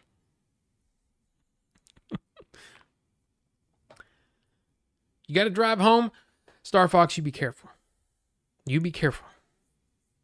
Did you ever go to a space museum or space camp? I didn't go to space camp, but I have been to the Air and Space Museum, the Smithsonian. And seriously, I wept. I have no problem saying it. But it was also like, it was something I always wanted to do. And when I went through all of my health stuff, it was like, I'm never going to get to see that. And then getting to see it. And all of these things, like I got to see Skylab. The Skylab. I got to see John Glenn's spacesuit. I got to see the, what is it, the X-15? The X-15's just there. And I got to see the X1, right? The Chuck Yeager. I mean, I got to see that stuff. I got to see parts of one of the Apollo. I mean, it was just a great thing. It was a great thing. And it was something that I always remember, and I kind of want to go back and I want to spend more time there. But I took pictures. I've got pictures of all of it. And I seriously walked in and I had to just kind of, it's a weird thing to just break down in public because I was in DC, a lot of people. And I just lost it because it was such a moving experience for me because it was something I always wanted to do. Go to the Air and Space, Museum in DC. But yeah, it was amazing. It was amazing to see that. The late Sam Shepard. Yeah, amazing performance. The whole movie's good. Ed Harris is John Glenn. So good. So what's next here? I will say, do I like space ice cream? I mean, it's not great. I get why people want to try it, but no, it's not that great. It's okay. It's not bad. It just tastes like weird wafer candy. It's just not great. But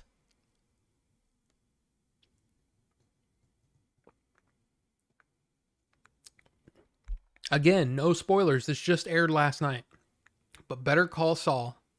If you are a fan of Breaking Bad, and if you were like me and said, I didn't really like the character of Saul Goodman, you should try it. You should try watching this show. This show is so good. I loved this show. And last night was the season finale. It was fantastic. Now, I think it's the first 5 seasons are available on Netflix in the United States. And the final season, I think you have to either purchase, because I don't think the first half of the season is even, or the first 2/3 of the season is even available anywhere. I think you have to, the only way that you can watch it now, because I think the AMC Plus app, you can only watch like the last 4 episodes or something like that. I don't know. But what I did is I ended up purchasing the last season. So I watched it last night or this morning, and it was amazing. Love it. It's not better than Breaking Bad. It's a totally different feel, but man, what a good show. What a good show. So good. So, yeah. And it's a weird thing that I never thought it would be that interesting. But holy crap, it's so good. It's such a good show. So yeah, it's fantastic. If for some reason you were on the fence, let me tell you, Better Call Saul is definitely worth watching for sure.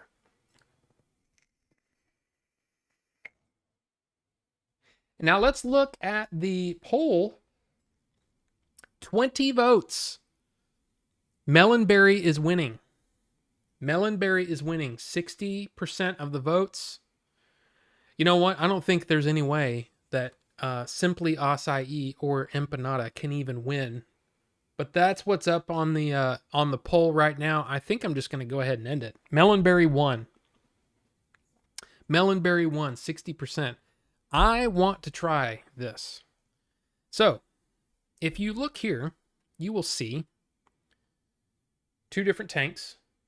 A smaller, it's basically the same version of the mod, just one takes 18650s, which is like that, these smaller batteries.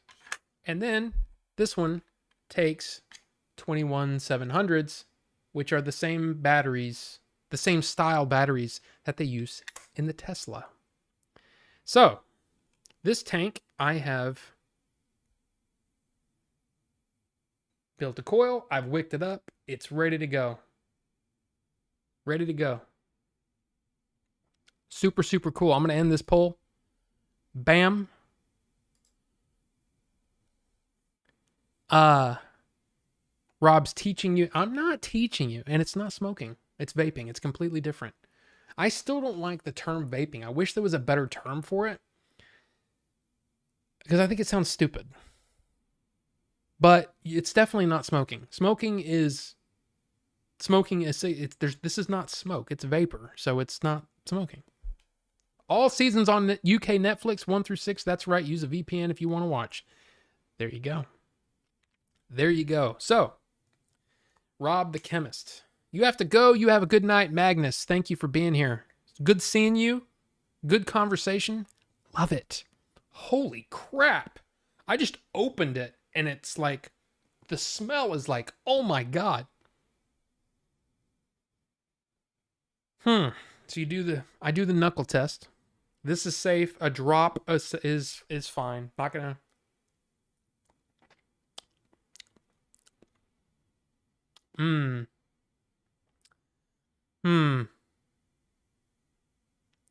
Here's the problem. So you can see on there, it says berry melon. So you're thinking strawberry, watermelon, which is kind of what it does have. But the problem is it has some cooling. It has some cooling in it.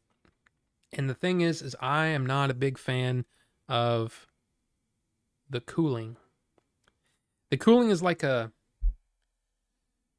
menthol or something else that they put in there to give it that kind of like, that cool, almost like you ever like eat a Halls?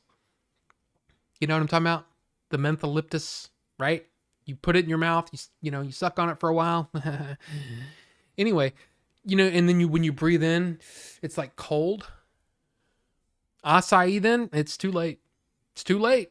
You guys voted for melon berry. I'm not going to do that to you. You guys wanted melon berry. I'm giving you melon berry. So what you do is you put the liquid on there, you let it soak into the wicks, and then you turn on the mod. And then let me turn off the fan so you can see it. Are you turning off? Never buy iced anything. It means menthol. Yeah, I'm not this is not iced. It doesn't say iced. It's just got the stuff. But yeah. Jeez. So now, little backwards first so you don't cross thread. Not Gary is here. Welcome. Not Gary, you missed out on voting on the e-liquid of choice tonight. But there you go. You fill that sucker up. Now you're good to go. Good to see you. And Bucho, gotta roll gang, catches on the next one. Bucho, have a good one, sir. There's news coming. So this is good to go. Let's try it.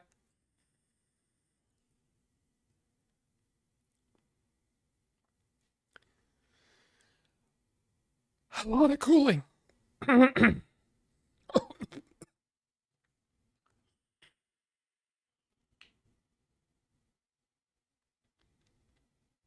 Gary, are you sure you are not Gary as you look like a Gary? Phil, I mean, you're right. You're definitely not Gary. That guy sucks. All right.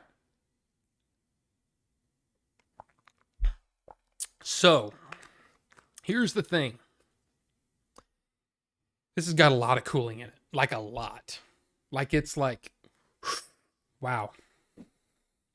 Rob the Puffing Dragon. I mean, this is a single coil. This one is a dual coil. This sucker puts out the vape and it'll set off my smoke alarm. Which you might be wondering, well, why isn't it set off the smoke alarm if it's not smoke? Well, these alarms have a lot of different ways that the alarm can be triggered. It will go off if you shower, and the steam will come out and set it off, because there's an alarm right outside my bathroom where I take showers, like right behind. I mean, that's a door to the hallway, but behind there is a bathroom. And then I can open the door after after a nice hot shower, and it'll set off the smoke alarm. Did I just contradict? No, I didn't. I explained it. So I look like Smog or Smaug.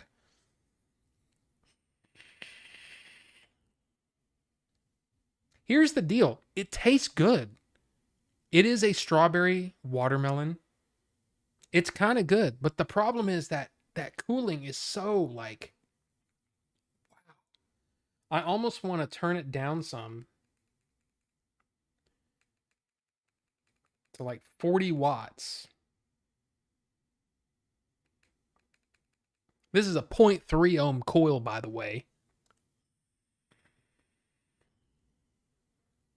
Nope. It's still... I might as well turn it up to 50. Because it's really strange, because I like I like a warm vape. So the cooling, it's warm, but then you get the cooling. It's really strange.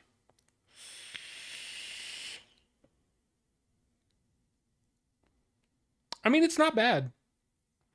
It's definitely not bad. It's just, it's not my favorite. But now I have 100 mils to go through. Oh, and that's supposed to be, the company I think is just called Black, which is weird. BLVK. This product can expose you to chemical. Yeah, blah, blah, blah.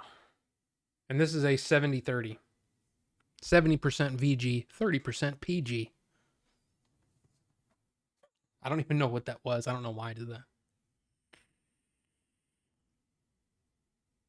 Gotta go. Try to be back later. Bye for now. That crazy Greek. Take it easy, sir.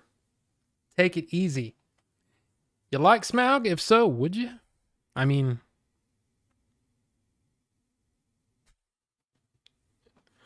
yeah.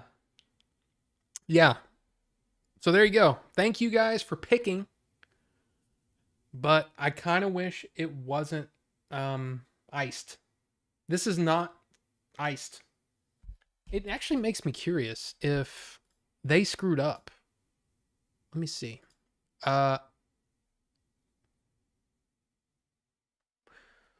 have to go here, and then here, and then melon berry. You guys can see what I'm doing. Yeah.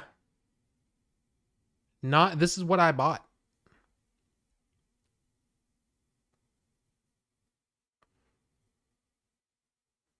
Sweet strawberries and summertime watermelons in a synthetic nicotine blend. Nothing about ice. So there you go. I don't know. What are you going to do? Nothing, I guess. Smaug would incinerate you, and he'd incinerate your dick. Yeah, probably. All right. One more thing to show you. So, as you guys know, a couple of weeks ago, did this bit. Tried to get the copy of The Hobbit that I've been looking for. Ended up with this, which is not the copy that I want. I did it again, and I ordered a bunch of stuff, and it's not all here yet. But I did get one that said it was new, and it had Ballantine 1981, which is the exact year that the version of The Hobbit that I wanted in hardback. We've been through this a couple of times, okay? So, it said new. So I was super excited. I was like, oh my God, is this it? Is this it? Unfortunately, no. Now look at how they did this. when you open the book, it's not even it's not this should be like this shouldn't be in the crease. It should be moved over, right? Look at this one. This is a different version that I have. Look at how the cover is the cover. And then look at the back, same thing. The words go onto the crease. That doesn't make sense. It should be like that. But anyway, you can see on the old one that I have, which is, I say old, this was a discarded version from a library. This is made by Follett Bound Platinum. This one is by Turtleback. But I don't like the way that they printed the back and the front cover to where the crease, the title of the book, the author, everything, the artwork, it just doesn't look right. So now I have another copy pretty much of the same book. You can see even the side's different.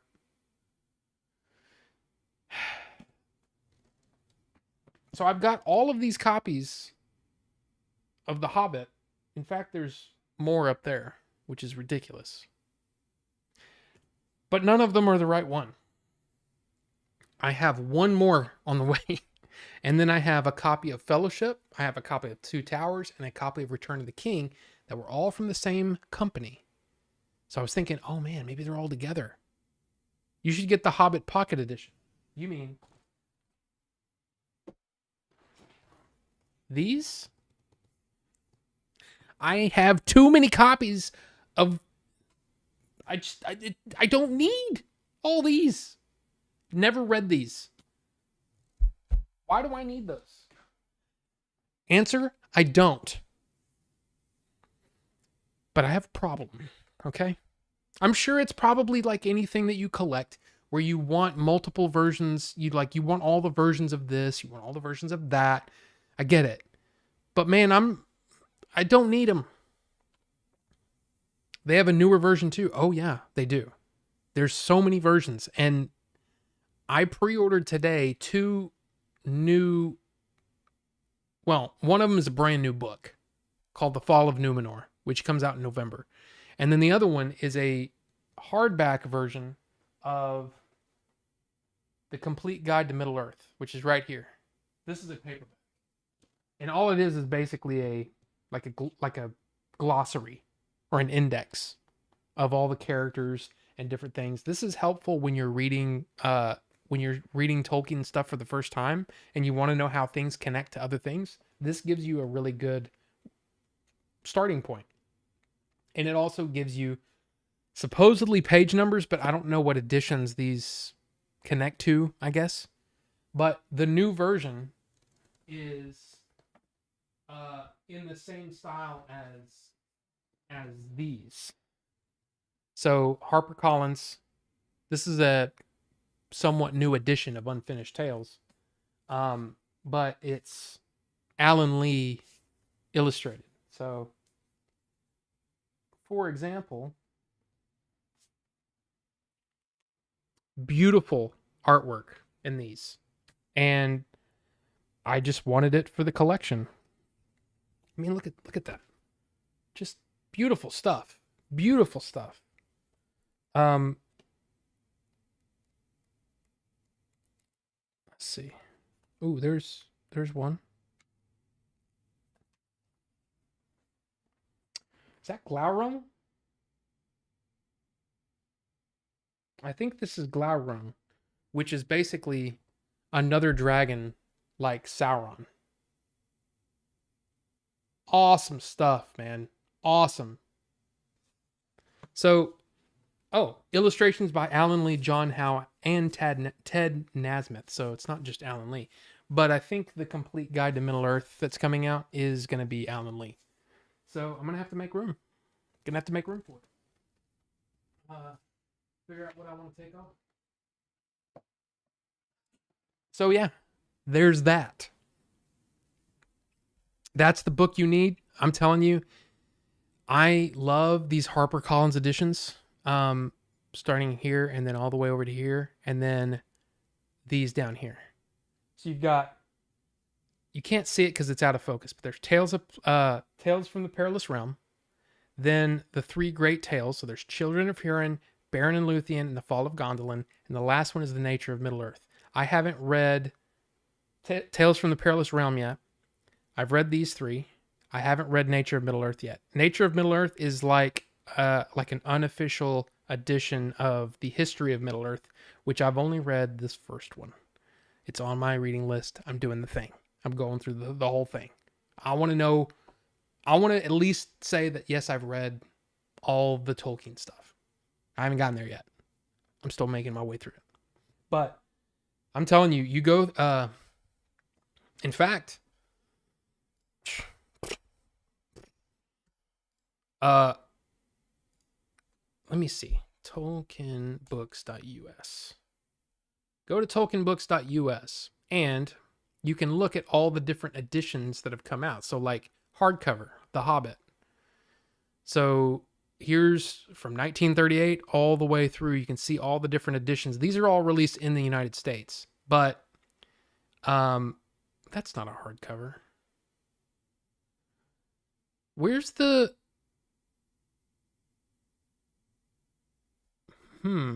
Oh, box sets hardcover. Maybe that's what I have to do. Oh wait, duh.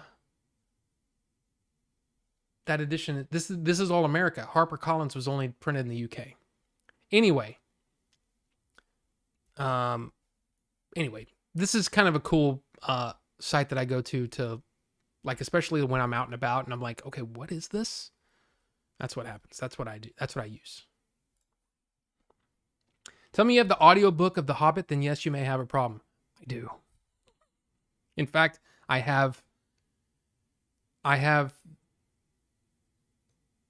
both the audiobooks for Hobbit and Lord of the Rings. I have a different version of the Lord of the Rings that was done by a fan. And what he did is he read the whole story, doing the voices and stuff. And then he put music from Howard Shore from the movies as background.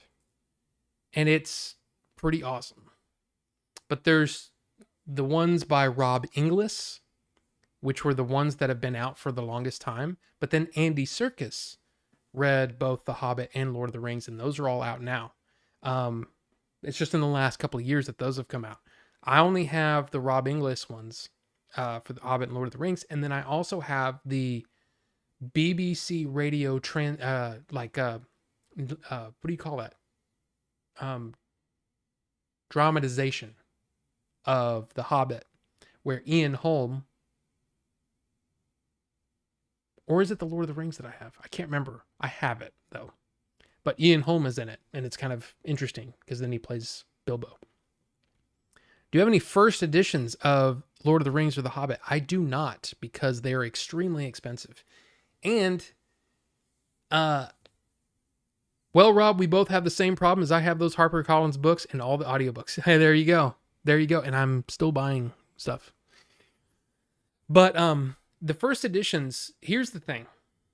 You do, Phil? You have first editions? Oh. First editions, yes, I do. First printings? No. The first printings are either something like this. It was your grandfather's copy where you inherit it. But buying it it's too expensive for me. I can't spend that. I can't do it. I can't spend that kind of money on it. It's not something I can do. And it's also because I almost feel like I'm a steward of history. And I'm just not that interested in that. What I'm interested in having is books that I like having, owning, and reading. I don't want to... I mean, yeah, I'm very careful with my books, but I would feel like those need to be behind glass, it would freak me out to have those. What kind of price tag are on those? I think first editions go for like tens of thousands of dollars in good shape. So just read books while eating Doritos. I mean, you have to be a little, but like this copy of The Hobbit, which is, or this copy, sorry. I forget that there's a different angle. Yeah, this copy of The Hobbit, which is one of the newer editions of the HarperCollins. Lovely book, but I've got like finger oils on it and stuff, and it's just it's already to the point where it's like, okay, well, that's not really pristine anymore, but that's okay. It's mine, and I'm not buying it to be like an heirloom thing. I'm buying it because I want to have them and I want to read them. Would you ever do a video on your Hobbit, Lord of the Rings book collection? Yes. I've already done one that's similar, at least from like a little over a year ago. I did do one, and I've gotten so many more since then. I need to turn the fan back on. No wonder. I enjoy going through them all, but I would need to definitely think about what makes mine different than others, because there's so many of those videos out there on the internet. You know what I mean? So it's almost like which ones are your favorites? That would be fun. Like, here's all the versions of The Hobbit that I have, and this one's the one that I like to read. So you forgot what they valued your copy at. It's safely locked away and never touched. And that's the thing. At that point, you can't enjoy it. And I'm not saying that you're wrong for having it or anything like that, and that you should just, I'm not saying anything like that. I'm saying for me, it's not something I would ever want to seek out, because it's just not what I'm interested in. Like, all of these books, each one of these, you will, if you go on eBay and look up the history of Middle Earth, regularly you'll see each book in some cases will go for $80 to $100. My whole thing was, I don't want to spend more than $30 for each one of these. And I kept it at that. I haven't spent more than $30 for any of these, and some of them are first printings. So I did the shopping. I did the thing where I was going to half price books and buying them where I could, but I wasn't going to spend a crazy amount of money for them. Because at that point, once you start spending, to me, when you're spending $100 plus for a book, I never want to touch it. I don't want to, it scares me. I don't want to mess it up. So I bought these to read and to enjoy. I don't buy these to collect, and I mean, I am collecting, but I don't buy them because they're worth something. If they end up being worth something, that's a thing. But I didn't buy it for that. I bought these to enjoy it. I hope that makes sense. It's a big difference. And I think it's kind of like, in a weird way, it's kind of like games, right? A lot of the gamers, the collectors, they'll buy a game just for it to go on the shelf, not to ever play it. And at that point, I just don't, I don't see the point in that. It's not why I collect. I collect to enjoy, not to whatever. And I mean, I guess there's people that probably buy those games to put on the shelf, and they enjoy the look of it on the shelf, or it's because it's the boxed and all that stuff. I get it. It's just not, that's not why I do it. I do it because I love the thing and I want to display the thing. I've got stuff, man. I've got some stuff that's probably collector's edition type stuff. Some of my LPs, my albums, never opened them. Just never have. Because I don't have a working record player, for number one. But number two, I don't know. Found the email. They valued it at $35,000 10 years ago. I will pass this to my son. 60,000 plus. Wow. If you have pictures, I don't know if you're in the Discord, by the way, guys, if you want to join the Discord's fun. We do hang out, and it's kind of like this, where we just hang out and talk and stuff. But yeah, if you haven't joined the Discord, you should join the Discord if you want. I'm not pressuring you. Hey, you do what you want to do. But Phil, if you have pictures, I would love to see them. I would love to see them. And I have a nice little Lord of the Rings section on the Discord. So if you ever want to talk Lord of the Rings or whatever, that's the place. What is that Zelda box at the bottom? Oh, this? This is the figure, what is it? First 4?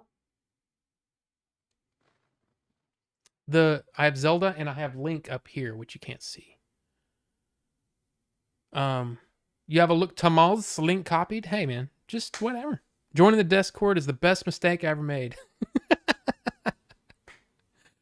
But yeah, first 4. I have the first 4 figures of Zelda and Link. Breath of the Wild may be my favorite game ever. Ever do any top 10 or tier ranking videos? Would like to see them on fantasy novels for movies. Oh, see, that would be fun. That would be a fun one to do. In fact, you know what? I'm just going to write that down just in case. Where's my... Here, I'll just put it at the bottom here. Ideas for videos. I'm actually going to say videos. So Carbonite wants a top 10 or tiered fantasy novels for movies. I mean, you'd have to put Lord of the Rings up there, right? Like way up there. You buy Tiger Electronics, you buy to hate. So yeah, I just like the Game & Watch. Zelda's my favorite series for sure. But I mean, like, there's no question. I love Diablo. Diablo I used to play all the time. Don't play it much anymore. At least not right now. I love Diablo. But Zelda is definitely my favorite. I love the series. And I figured out why. I finally, like, I can't believe I didn't make the connection in my own head. And that is, I like story. And the video games that just make you do things to unlock things, or like the way Jay plays, I'm not saying anything bad about it. The Legend of Diablo of Time. Yeah. But like, Jay likes to platinum his games. Doesn't interest me in the slightest. I don't like busy work. I like to be told a story. And it's like my favorite series. Diablo. There's a story there. Yeah, you collect things and you unlock things and all that stuff. That's always fun too. But there's a story being told, and I love the story. Uncharted. Uncharted is way up there in my favorite games. And it's because there's a story being told. Breath of the Wild, to me, is one of the most beautiful stories. And the lovely thing about it, the thing that I love the most about it, is that you don't even have to watch it. You don't even have to experience the story. You just go through it and miss out on all the memories. The memories is what tells you the story. And what I did is I saved, not on purpose, but I saved the memories and the beating of the game until after I'd gotten all the shrines. So I'd fallen in love with the world. I'd fallen in love with everything that was going on. Then I watched the memories, and I'm sitting there tearing up while I'm watching the memories, you know? And of course the memories are, you know, depending on how you find them, they're out of order for the story. And then you get to that ending, and I was just overwhelmed with emotion. Breath of the Wild, to me, is one of the most beautiful stories ever told. And a lot of people were like, Breath of the Wild had no story. Well, yeah, because you didn't find the memories. You didn't seek out the memories. That's part of the story. But you don't have to do any of it if you don't want to. If you want to go around and hunt Lionels all day, you can do it. You can do it. If you want, I think that's what I love about Breath of the Wild, is that there's so many different ways to play it. You're not, in most cases, you're not stuck in this, hey, you have to do it this way. This thing that you just learned, you have to beat the next boss with this technique. You don't have to do that. You can beat him in so many different ways. I love the creativity of that game. So it's my favorite. I have no problem saying it. And I've played that through many times now. Yeah, all of Link. I mean, dude, all of Link's friends died. Yeah, it's such a beautiful story to me. But you're sucker for the first Uncharted. That was your favorite one. I like Last of Us Part 1 and its DLC. Interested to see the show. Me too. Age of Calamity is also a great prequel story. It is. Didn't care for the gameplay though. So I didn't connect with it as much. But the story is still amazing. Like really amazing. I really love the story. You platinum 2 games and they were both visual novels, so it was literally just reading the different routes. And that was Steins Gate Elite and Steins Gate Zero. Great time travel stories. Daruk is your favorite out of his friends. Daruk is pretty awesome. I don't know. They're all great. I don't know. I love that. I so wish that I had been streaming when that game came out because I was playing the ever loving crap out of it. And I loved it. Steins Gate's anime, that one made me cry. Prince of Persia Sands of Time had a pretty good story. Yeah, see, there's a lot of games that do that, but it seems like these days I need to connect to the story or I'm not going to like the game. And I think that's why I get tired of games so fast, is because if the story doesn't connect for me, it just doesn't work. I cannot believe it's 9 o'clock and I haven't even touched the news. You guys are amazing. Mass Effect 2, platinuming just isn't very fun to me. Yeah, it's not for me either. It's not in my DNA to be a completionist like that. Like I will, like Breath of the Wild, I'll collect all the things. But like the Koroks, 900 Koroks, no, not fun. But the what do you call it? The shrines, that was fun. Eternal Darkness has a fantastic story. And your favorite horror game? I've never played that one. Let's do the news. Okay, let's do the news. And no, Caleb, I've never read a visual novel. I have never read it. So first up, let's just talk about the fact that this week is where the craziness is going to start. Because on Thursday, we get She-Hulk Attorney at Law. It has gotten insanely good reviews so far. Of course, we have She-Hulk, like I said, on Thursday. The first 4 episodes were released to, reviewers, not me, but reviewers who have huge followings. They've gotten She-Hulk, right? They've gotten the first 4 episodes, and almost every single one of them has said it is insane how good the show is. Like it's so much better than most people thought it was going to be. Like it's a really, really good show. So I'm excited about that. Then on Sunday, we get House of the Dragon. So this week is where it's really going to start getting interesting. And then just what is it? It's not too long after we got Rings of Power starting, and then at the end of September we've got Andor, the Star Wars series.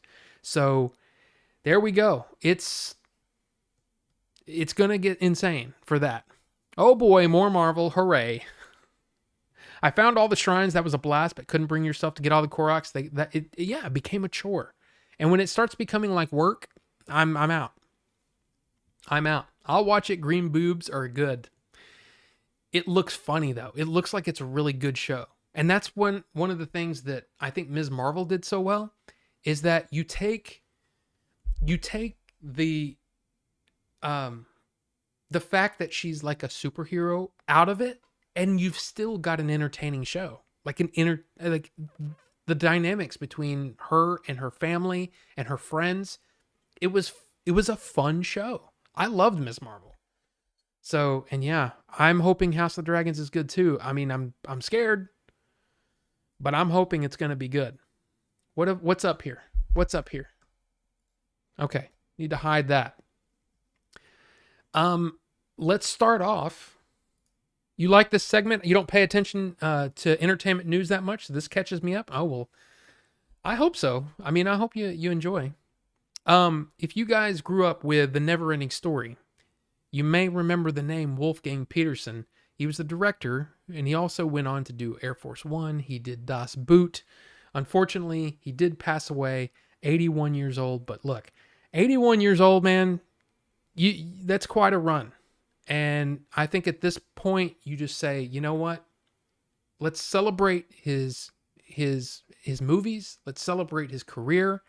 Let's get out of here with 69mega.com can F off.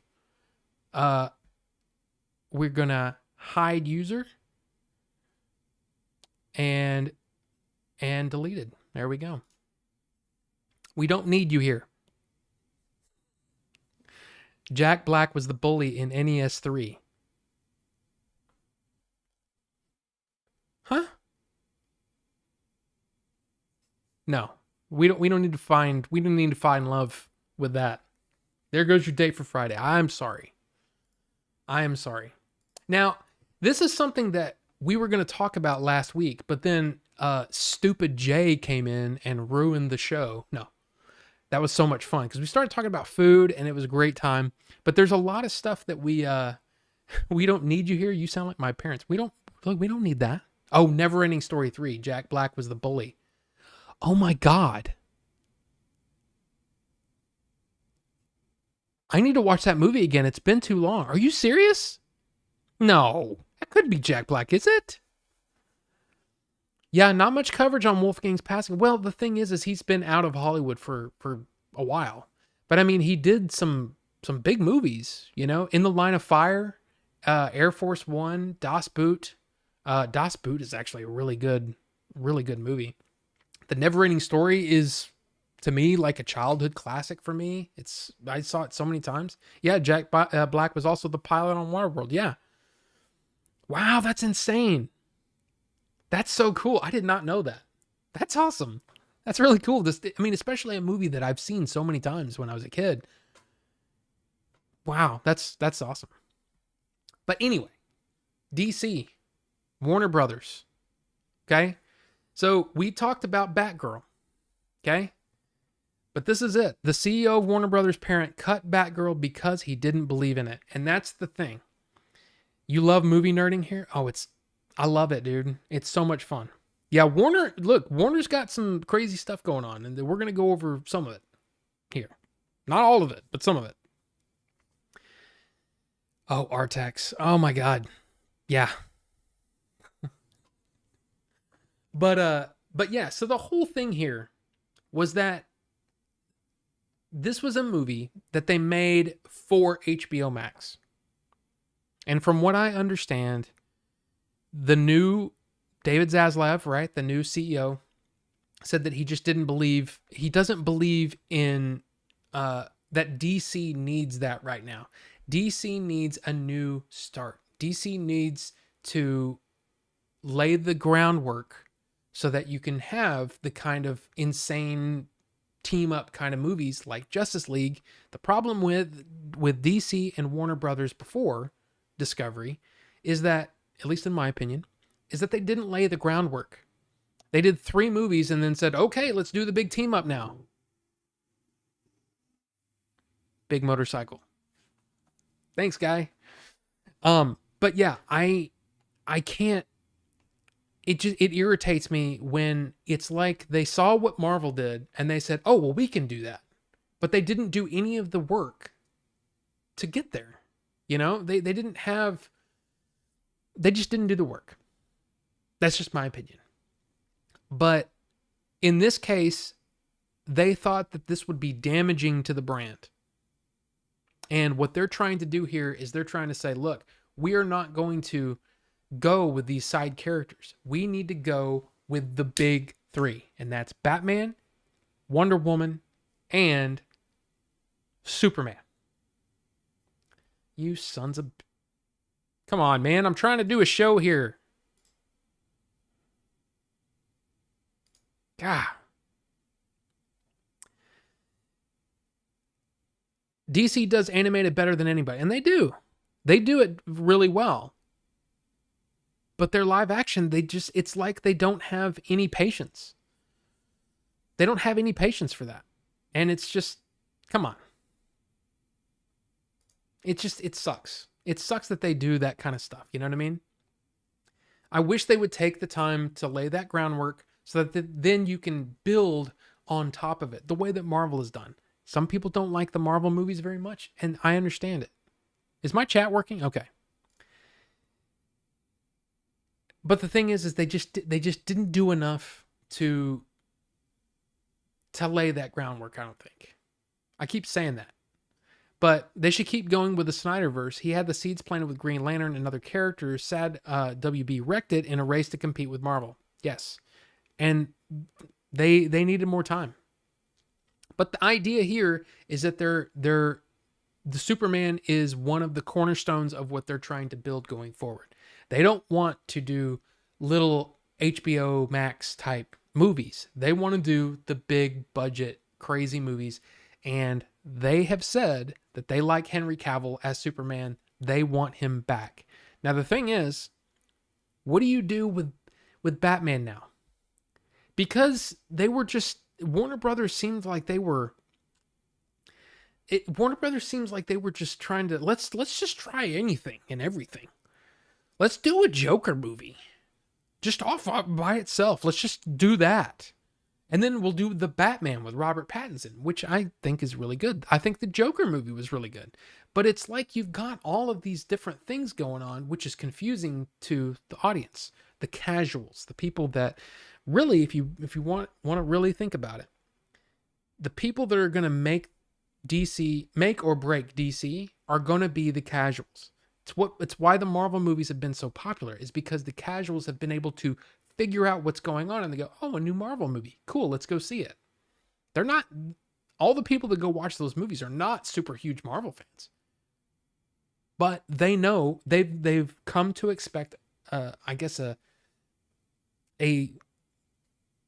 measure of quality when you go to a Marvel movie. They know what they're going to expect.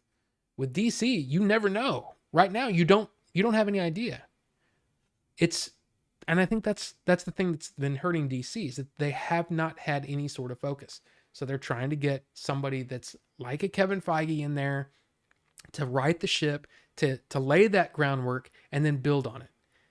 So it's going to take time. I'm interested in what they're going to do.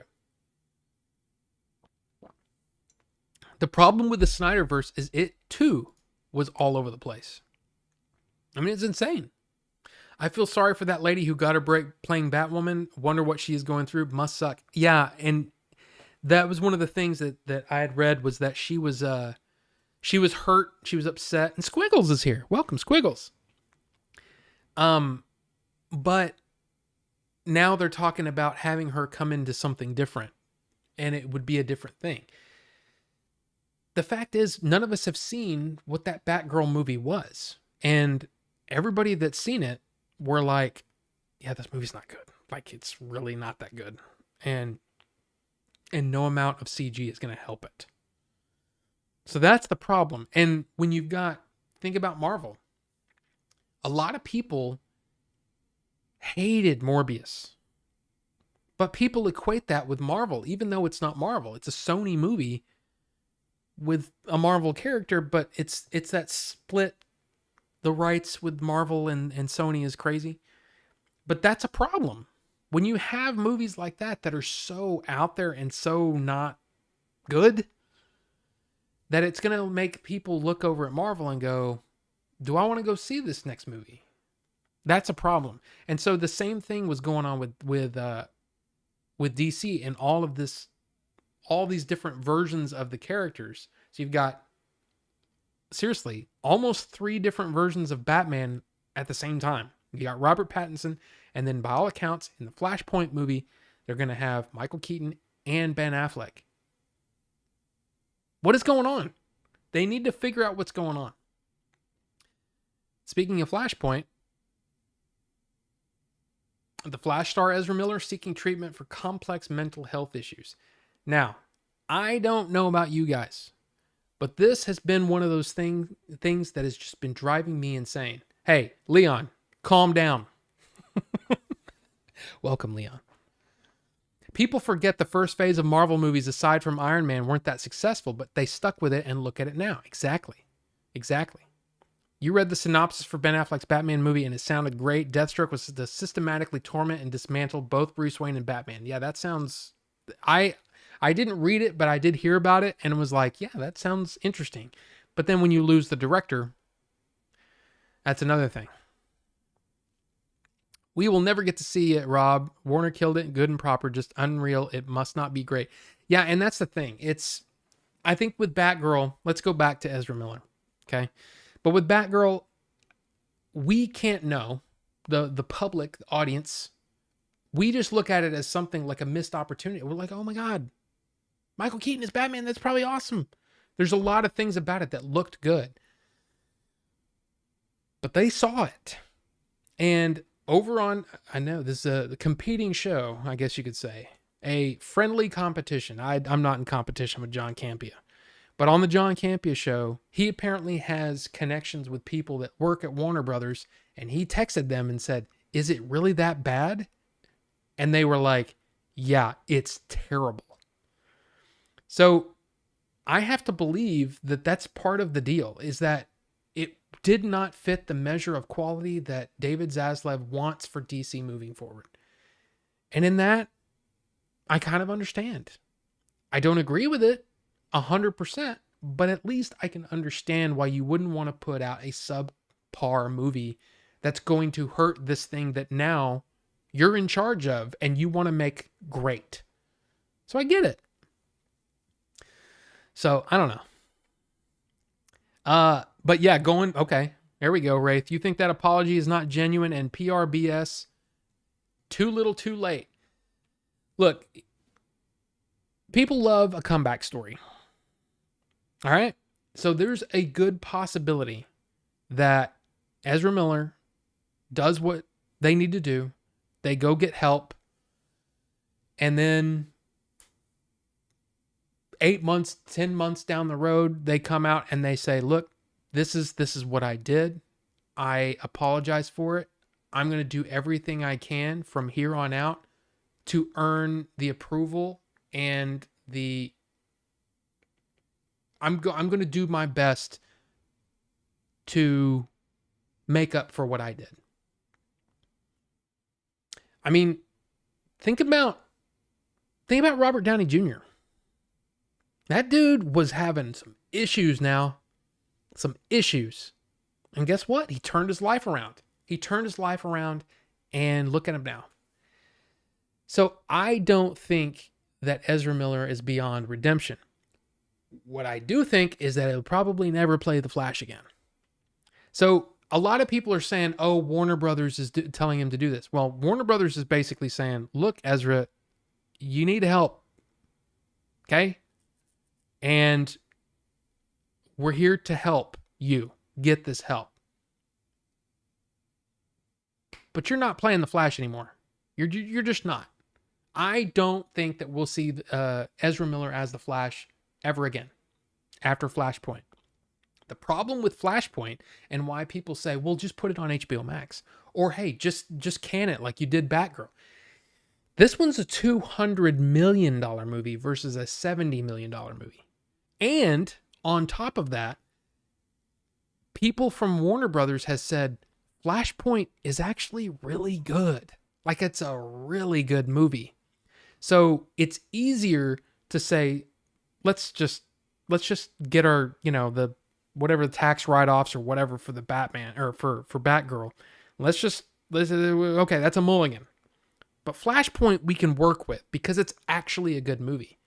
And the problem is all the people that worked on both of those movies, we're talking about Batgirl and Flashpoint, they're all sitting here going, what's going to happen? I mean, the Batgirl people know now. But the fact is, look, Ezra can do everything that Warner Brothers has requested, go get help, all that kind of stuff, and then get right back out and get into trouble again. That is absolutely possible.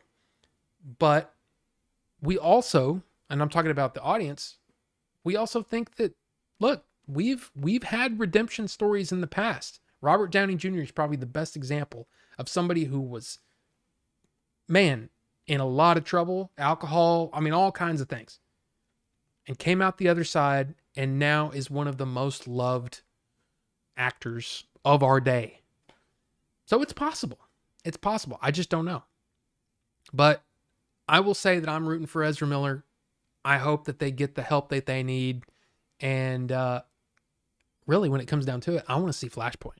Because, like I said, I keep hearing, especially, well, again, the John Campea show is a great show. I'm not saying that you should, only watch them and only watch me or whatever. I'm not saying anything like that, but I watch the John Campea show because it's an entertaining show. And I love Robert Meyer Burnett. But they have gotten in touch with people at Warner Brothers and they say, yeah, Flashpoint's awesome. Like, there's a reason why Flashpoint is not getting canceled. Number one, it's expensive as shit. And number two, it's actually a good movie. So we'll see what happens. We'll see what happens. Now, apart from Leon sharing wiener pics, he's not, is he? What else we got here? Even the trailer for Last Jedi looked great, and the last thing Warner Brothers wants is to have a movie that destroys their fan base like that. Yeah. And if they don't believe in it, why should we? So, in a way, I kind of appreciate it because it's exactly the kinds of things that I've been complaining about. When I complain about a movie coming out and it just completely destroys what came before, Rise of Skywalker. I mean, that's just me. But Rise of Skywalker is one of those movies where I'm like, I don't understand how you make that movie. I don't understand how you say, hey, this is a trilogy of films and each movie is trying to dismantle what came before. What's going on? Why? Why is this happening? No, that's not good. Get on the same page, people. So I'm actually glad that they're saying, you know what? It's not right. It's not right. Let's not do it. I think that, sorry. Couldn't they stretch out Batgirl and just make it a 6-part show? Get something out of it? I mean, possibly. But that's the thing, though. We don't know how bad it is. And how much money would they have to drop to do that? Because they would probably have to do reshoots. They would probably have to do, of course, I think they said it's $70 million and it would cost $90 million to finish it. I don't know. Warner has publicly already said that they wouldn't work with them again. They scrubbed everything. No intention of releasing it. Yeah. No, and the people that worked on those movies still, they got paid for the work that they did, but it's still like, I mean, think about the actors, think about the actors that, again, Batgirl and anybody else that worked on that movie that was thinking, man, I did some really good work. I can't wait for people to see it. And now nobody will ever see it. It sucks, but it's just still one of those things. And how much money would it make on streaming? That's the key. Because I think for streamers, when they're looking at the kinds of stuff that they want to spend the money on, they have to look at it as, is this getting us subscribers?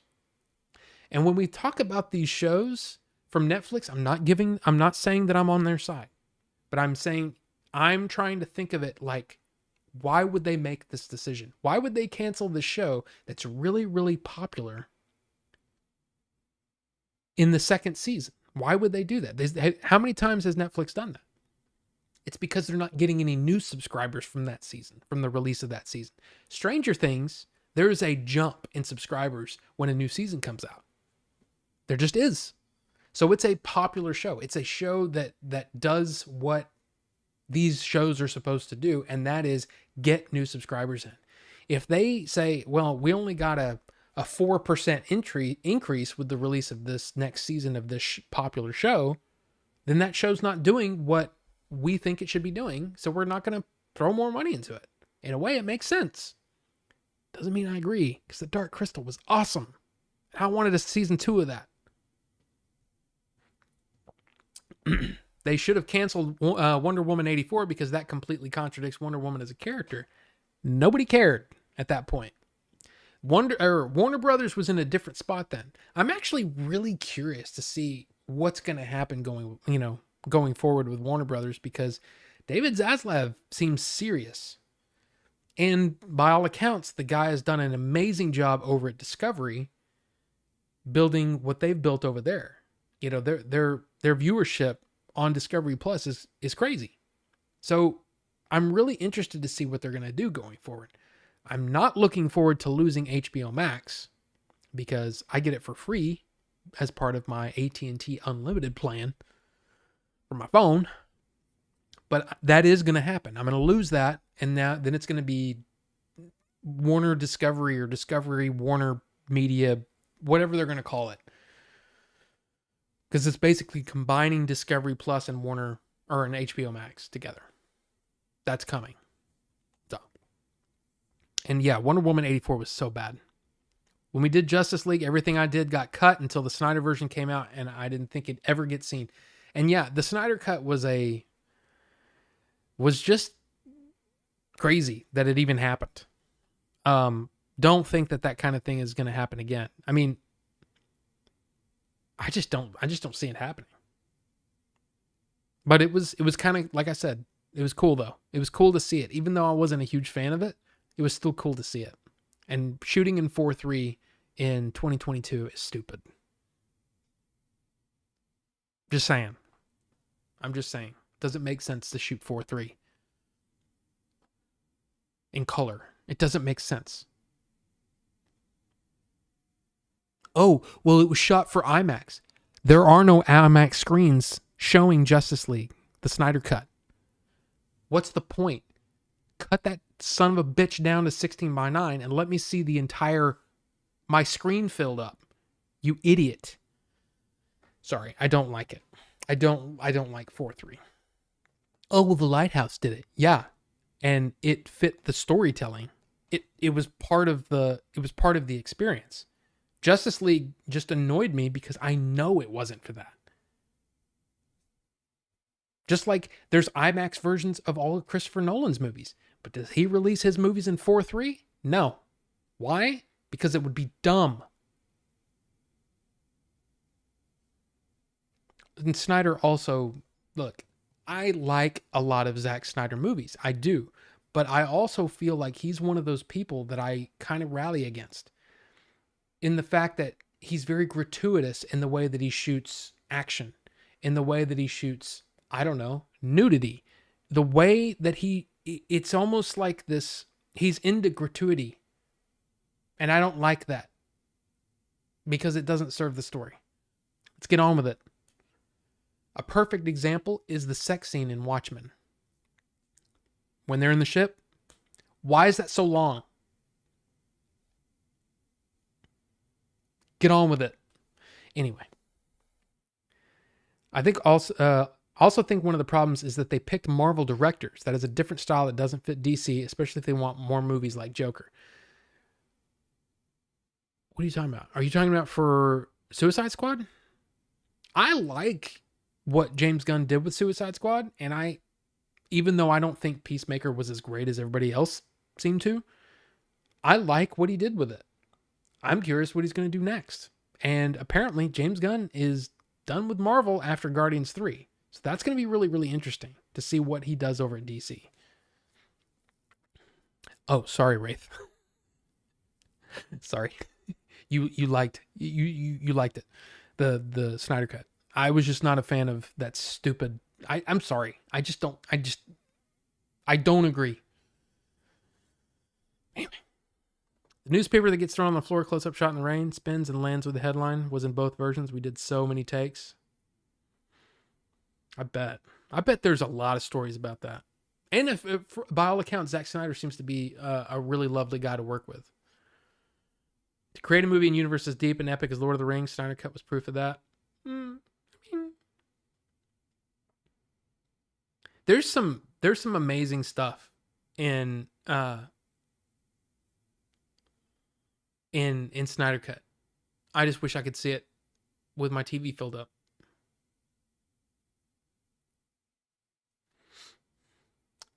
I get your point, Rob, but that warehouse scene in Batman vs. Superman was a masterful work in action movies. No, and that's the thing. He does some amazing stuff. But a lot of it, some of it, Army of the Dead is a really, really good example of this. He seemed like he was a little more reined in when it came to the DC stuff.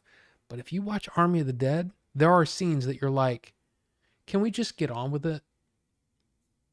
Can we get on with it? Because there's no story in that. The story in that movie is he was either reined in or he just had a better story to work with. I don't know. Anyway, the last bit of Warner Brothers news is right here. Warner Brothers forms a multi-year pact to distribute MGM movies overseas, beginning with Bones and All, Creed 3, and this is how Bond will be handled in the future. Very interesting. Why? Because Amazon owns MGM now. So Warner Brothers is going to handle all of the overseas deals. I just think that this is an interesting move for MGM and Amazon by proxy. So it's a weird thing, right? So you got MGM owned by Amazon now. You've got 20th Century Studios owned by Disney, Warner Brothers. All of these companies are now kind of working separately, but together. It's very interesting. I think this is very cool. And I will also say, damn it, Amazon, green light a damn Ana de Armas Bond, whatever her name was. Give me that.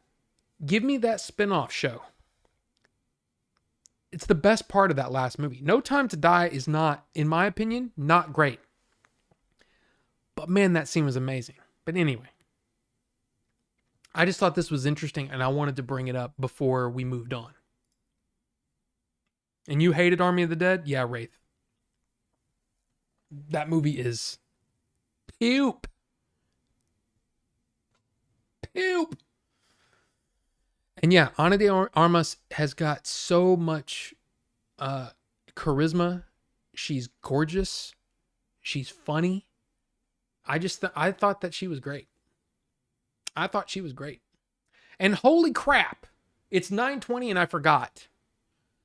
It's time for Have You Seen This? Yeah, that's a really bad Photoshop of me on there, but yeah, Rebel Scum. What do you? I probably should have thought this out more, but I didn't. Yeah, that is Vader and the Emperor and Tarkin looking over the unfinished Death Star. Yeah, that's right. That's right. Now, what are you doing here? I need to do a better version of that. Anyway, I had fun. I have fun doing those. And I'll do them from time to time. But there you go. I probably should, because like the chamber one with the, like I like doing that. I probably should have made a Star Destroyer soundtrack and then did it to where it sounded like I was standing there on the Star Destroyer, but I didn't have time because I literally created that like 20 minutes. And that's the whole thing about Have You Seen This? It was created to be a thing where I say, I'm going to do Photoshop really, really fast. And it doesn't matter how bad it is. We're going to just go with it. And that's what happened. That's what happened today. That's what happens when you're not, you don't have a whole lot of time. Y'all like it? It looks better than your thumbnails? I don't know. My face doesn't look like that. My head is not the right shape. And it's because I had to do it. I had to cut off my face to fit that guy's head because I did it backwards that I usually do. But anyway, I'm very critical of my own stuff. I mean, I used to do graphic design for crying out loud, but yeah. So anyway, here we go. If you don't know, Have You Seen This is the thing where we just have fun. We have fun. We see stuff on the internet that's funny or cute or sad. Not sad. Funny, cute, or cool. So here we go. Here's a dog that doesn't want his teeth brushed, okay? Here we go.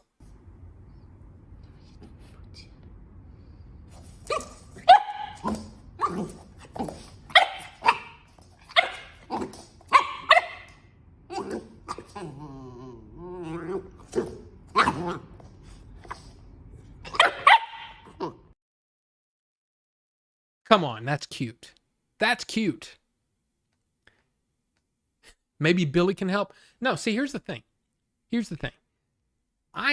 I didn't need help. It's basically an exercise for me to keep my Photoshop skills going. Where it's like, okay, I've got 20 minutes to create a have you seen this screen.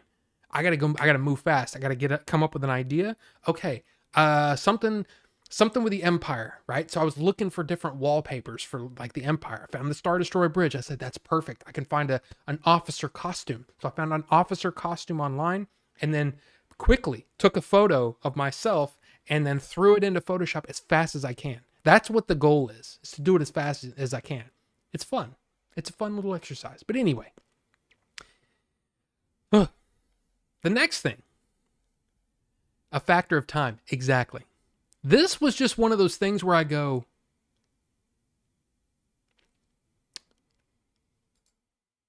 I don't know if I'll ever be able to do this. There's no sound. Ow, my knees. Holy crap. I just thought it was cool looking.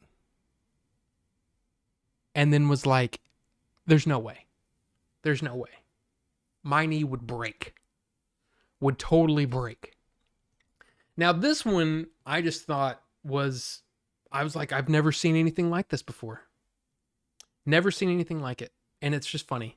So here we go. There's no sound because, of course, this is off of I believe a TikTok, and they're playing really freaking annoying. Looks awesome to you, John? I'm glad. You son of a... Yeah. You should put your head on Godzilla because dinosaurs. I mean, I was trying to do different ones where it kind of looks okay, and then some that are like, okay, that's ridiculous. But I don't know, me on Godzilla, she does that now because she's young. Wait till she's older. I mean, yeah, for sure. I just thought this was cool looking. So my mom told me to clean the garage. Okay.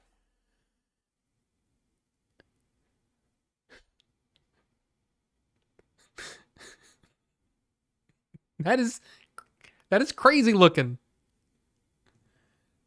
I think that's freaking cool. And there's actually no dialogue. It's all really, really bad soundtrack. But yeah, he opens it up and I was like, wait, what the heck? What is that? And he just... I just think that's cool. I thought that was a cool gif. And then, last but not least, for those video game fans, here is Bark Souls. You ready?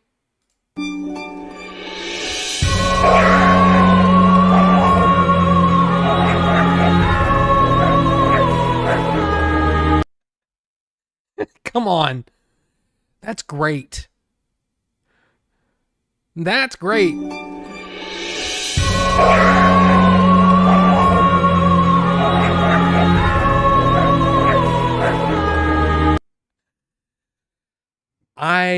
I'm sorry, but I laughed. I laughed at that one. But there you go. That was Have You Seen This? Hi, it's me on a Star Destroyer. I look upset, but okay. And get out of my face. And go clean the bathrooms, sir, because you should. Okay, bye. I don't know. I'm an idiot.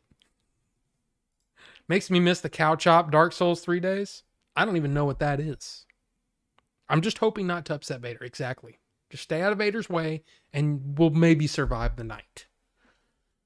I always like that stormtrooper talk in Clerks. Are you talking about wait, which part? Are you talking about when they're talking about the about all the people that didn't deserve to die on the Death Star? That kind of stuff? Okay, how much do we have left here? We have 4. Wait. 1, 2, 3, 4. Wait. Oh no, 4. We have 4 more news items to get through before we end the night. So here's the next one. Yes, part 1. It's been a while. I need to watch that again. I used to love Clerks and Mallrats, though, man. Watched them all the time. The contractors, yes. The contractors working on the Death Star. Absolutely. Yeah. And he's like, yeah, they knew what they were getting into. It's always part of the job, and it's always part of the decisions you make whether to take that job. They knew the risks. Yeah, I love that stuff. It's fun. But did you guys hear about this? Number 1, that there's a prequel series to John Wick that is moved from Stars to Peacock. Now, this is coming next year. I just love the idea. And it's one of the things that, like, John Wick could have just been a nice little revenge movie. But no, there's this world, this lore that's being built around this whole idea of the Continental. These safe houses that are like a global thing, and all the rules where, oh, no violence and all that kind of stuff about the Continental in John Wick was like, oh, this is really kind of cool. It's very interesting. So I'm interested to see what they're going to do with this. We don't really know a whole lot about it, except that Mel Gibson is supposed to be part of the cast. Possibly. Is he going to play an assassin? Is he going to play a character like what's his face? I can see his face right now. I can't remember his name. But yeah, let's see. Let's see what happens. This is going to be kind of interesting. That comes out next year on Peacock. It's really all we know right now. So that's kind of cool. Glad it's not in Stars. I don't use Stars either, but I'm assuming a deal was made. Some money changed hands. Kevin Smith podcast partner Mark Bernardin worked on this apparently on the Continental. Sweet. You want to watch, but I'm not getting Peacock for that. Well, Peacock does the thing where it's like, oh, it's free, but then you have to watch ads, and then in order to watch the really premium shows, you've got to at least pay for the next version up, and then there's the ultimate or whatever. I don't even know. I think April has subscribed to it, but I haven't watched Peacock since like in months. So I don't even know if we still have it. But any news on the proposed Star Wars movie Acolyte, The Acolyte? There isn't any new news, only that it is a show, and it's still coming soon. We don't have a whole lot of information on like casting or anything like that. I'm interested in it though, but it's too far out, I guess. You watch Peacock every morning. Bad dad joke. Sorry. Hey, it's okay. It's okay. Don't have to watch ads with ad blocker. LOL. I mean, true. And I know that a lot of, with the VPNs can get around that stuff too. I don't have a VPN, but it's something that we've been actually looking into, simply because of, well, it's protecting your traffic and stuff like that. But I don't know if I need it. I don't know. But the next thing, we're into some Disney / Marvel news. Okay. So, did you see this? That starting in December, Disney Plus is going up. NordVPN. Yeah. Or any of the other ones. I don't know. I looked into them briefly, but Kevin Smith podcast gave us Tusk. I approve. Exactly. I've never seen Tusk though. But right now, currently $7.99 for Disney Plus. It is going up. Well, I guess it depends on how you look at it. Because starting on December 8th, the $7.99 plan will now become an ad supported plan for $7.99. If you want no ads on Disney Plus, it'll go up to $10.99. Yearly, $109.99. And I started looking into this, and the more I looked into it, the more I'm like, I bought a 3-year Disney Plus plan when it came out. So I probably don't have to worry about this, at least for a while. Wrong. If you were one of those original people like me that signed up for 3 years for Disney Plus, that was like $5 a month because I was an early adopter or whatever. Yeah, my 3 years goes out in November. So this is going to be affecting me for sure. The company also announced new lower priced basic plans with ads for the Disney bundle, including Disney Plus and Hulu for $9.99 a month. So that's ads. Disney Plus, Hulu, and ESPN Plus for $12.99 a month.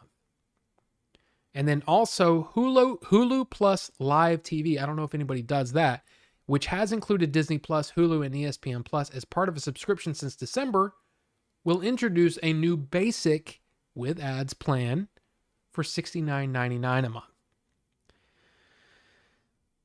So, this is one of those things where it's like, you kind of have to think about it. What do I get with Disney Plus? I get all the new Marvel shows, at least for me. I'm looking at it like I get all the new Marvel shows.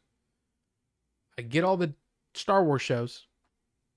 I get Marvel movies, Star Wars movies, Pixar movies, and the 80 years of, or more of 100 years of Disney content.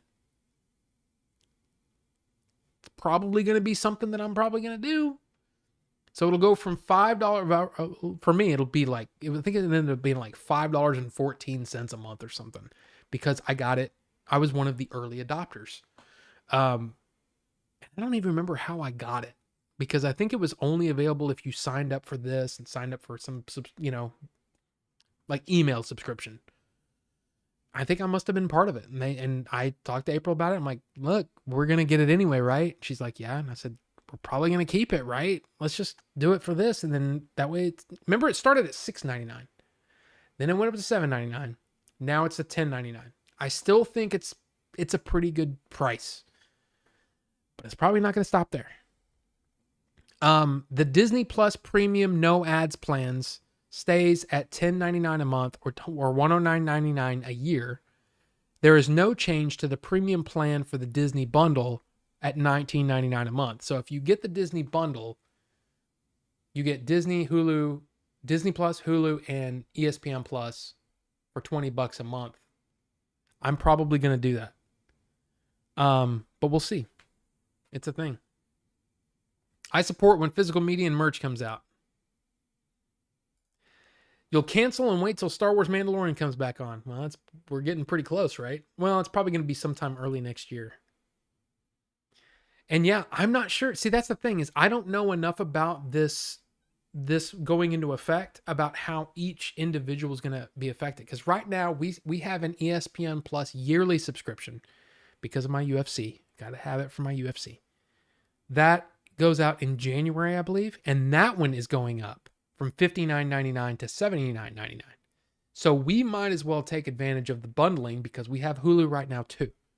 So cancel Hulu, cancel the yearly thing with ESPN Plus, and then go with the Disney Plus bundle.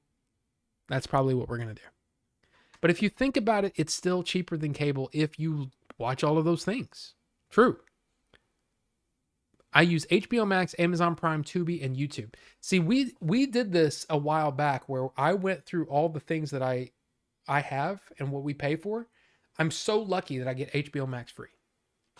Right now, that is a big one. Disney Plus, I've had it paid for the last 2.5 years. Paramount Plus, we had it for a year, and then we signed up for another year. And I don't think either one of us watch it. So I don't know why we have it. Because that's Paramount Plus is CBS, right? Yeah. And then we've been getting Hulu because both of us have been watching stuff on Hulu. And then we have Netflix. And then when you count up, dude, I got the Apple Family whatever plan that comes with Apple TV Plus, which is only $4.99 a month, but we get it as part of a bundle. It shares with our whole family. That is dirt cheap for what we get for that, honestly. That's a really good one. And then we pay for YouTube Premium as well, the family plan. So, yeah, it's crazy.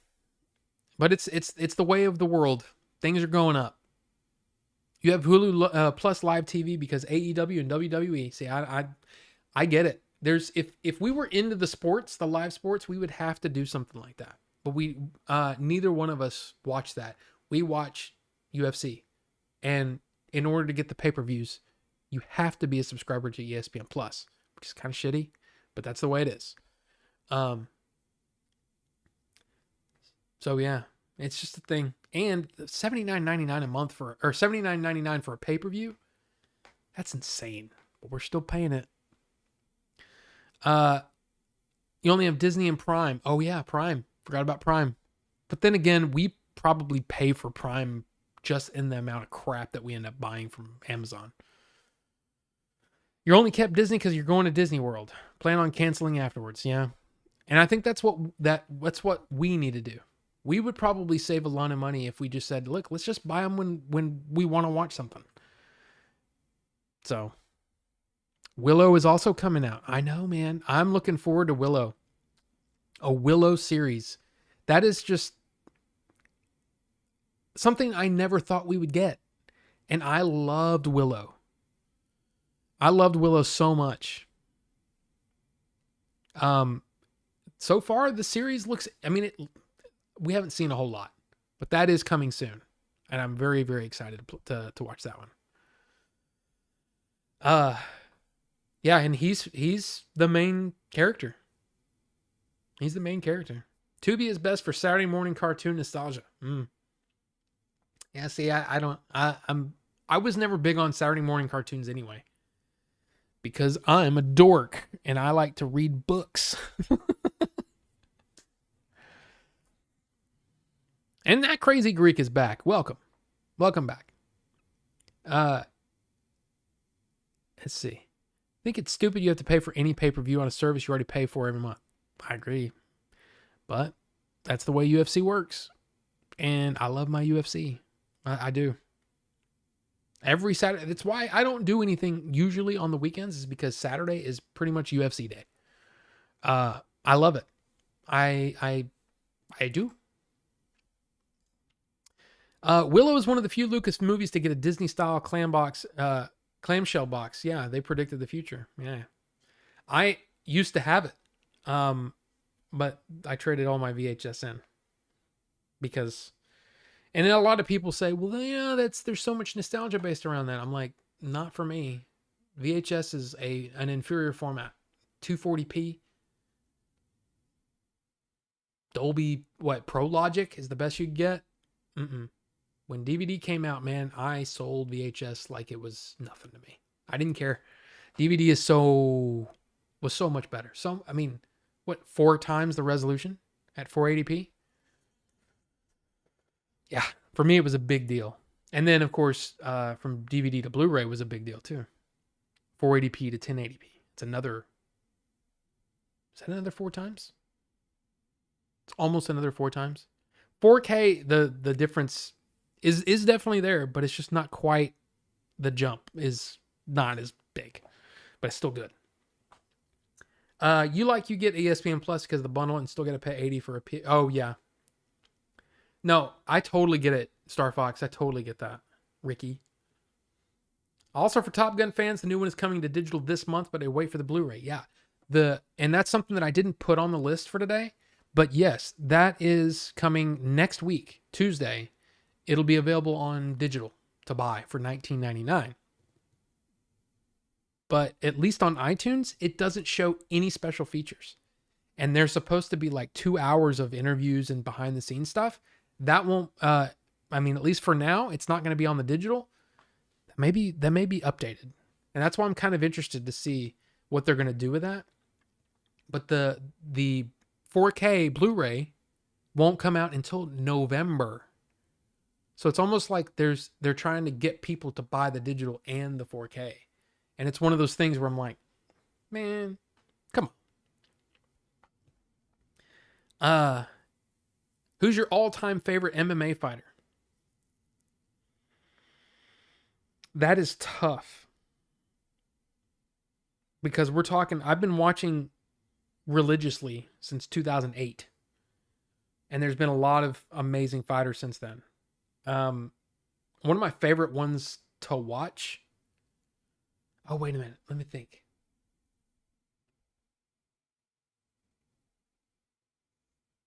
Well, one of my favorites for the longest time was Jose Aldo. Loved watching Jose Aldo fight. Um,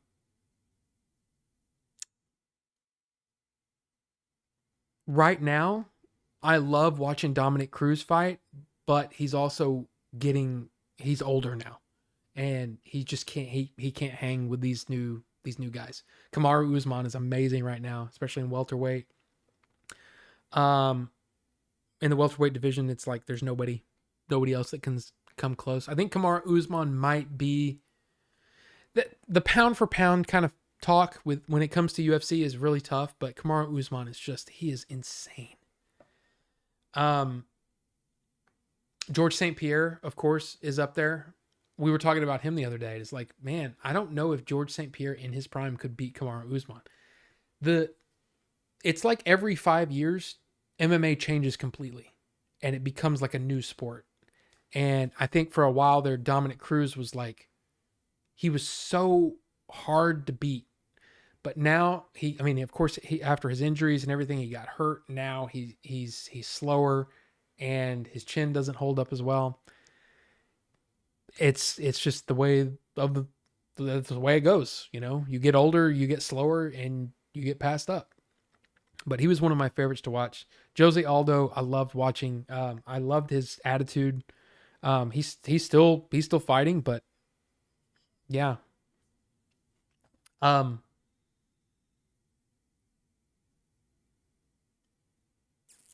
I don't know.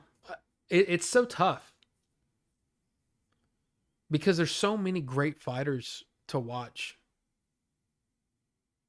I'll tell you this. One of my favorite fights of all time was Robbie Lawler versus Rory McDonald. And that was a bloody fight, but there was something about it that was just like, it was so back and forth. I love that fight. Um, um, God, I'm forgetting names now, and I'm still sleepy.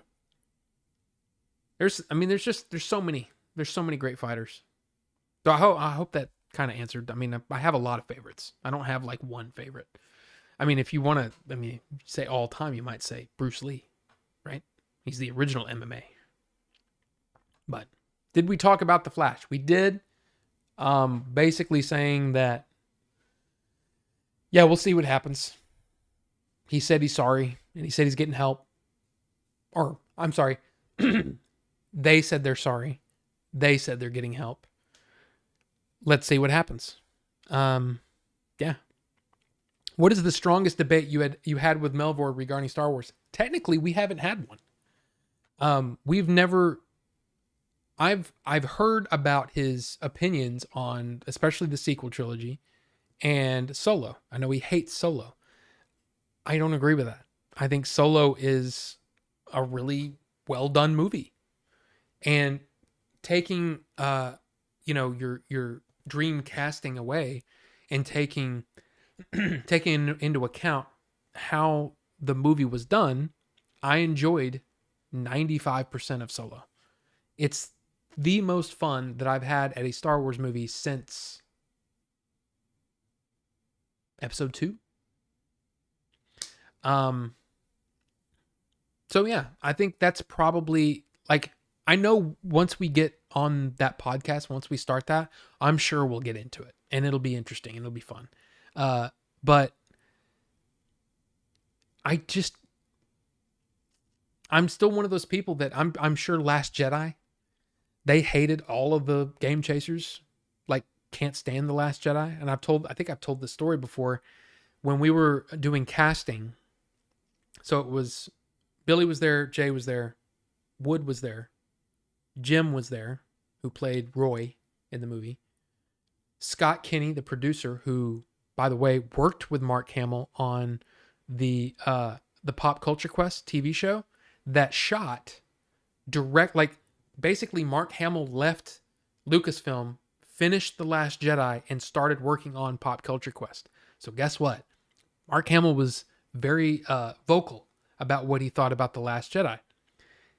And he softened on it over time. But people keep pointing at when he was mad about it. And then when he goes, oh God, this is actually like a pretty good movie. Like, it's not what I would have done, but I think this is a really good movie.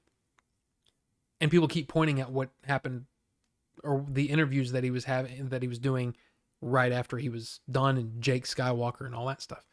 I know that we're going to get into it over The Last Jedi at some point, but that's the thing.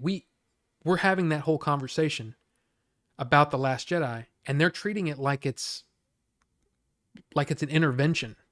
And they're sitting me down, and they're all like in a circle surrounding me, and they're all kind of coming at me with all this, why The Last Jedi is terrible. Like Wood was going, one of the funniest things Wood says is he goes, have you seen Star Wars before? And I'm like, yeah, I'm a huge fan. I've been watching Star Wars since I was 4 years old when Empire Strikes Back came out. Saw it in the theater. I came online when the freaking probe droids are coming out of the Star Destroyer at the beginning of the movie. So yeah, I'm an old school Star Wars fan. I've been a Star Wars fan. But you still like The Last Jedi? I'm like, yeah.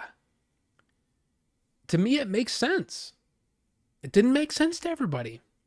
A lot of people had problems with what they did with Luke and blah, blah, blah. So I guarantee you, to answer your question, Wraith, we're probably going to get into it over The Last Jedi, and we're going to have some of these same conversations.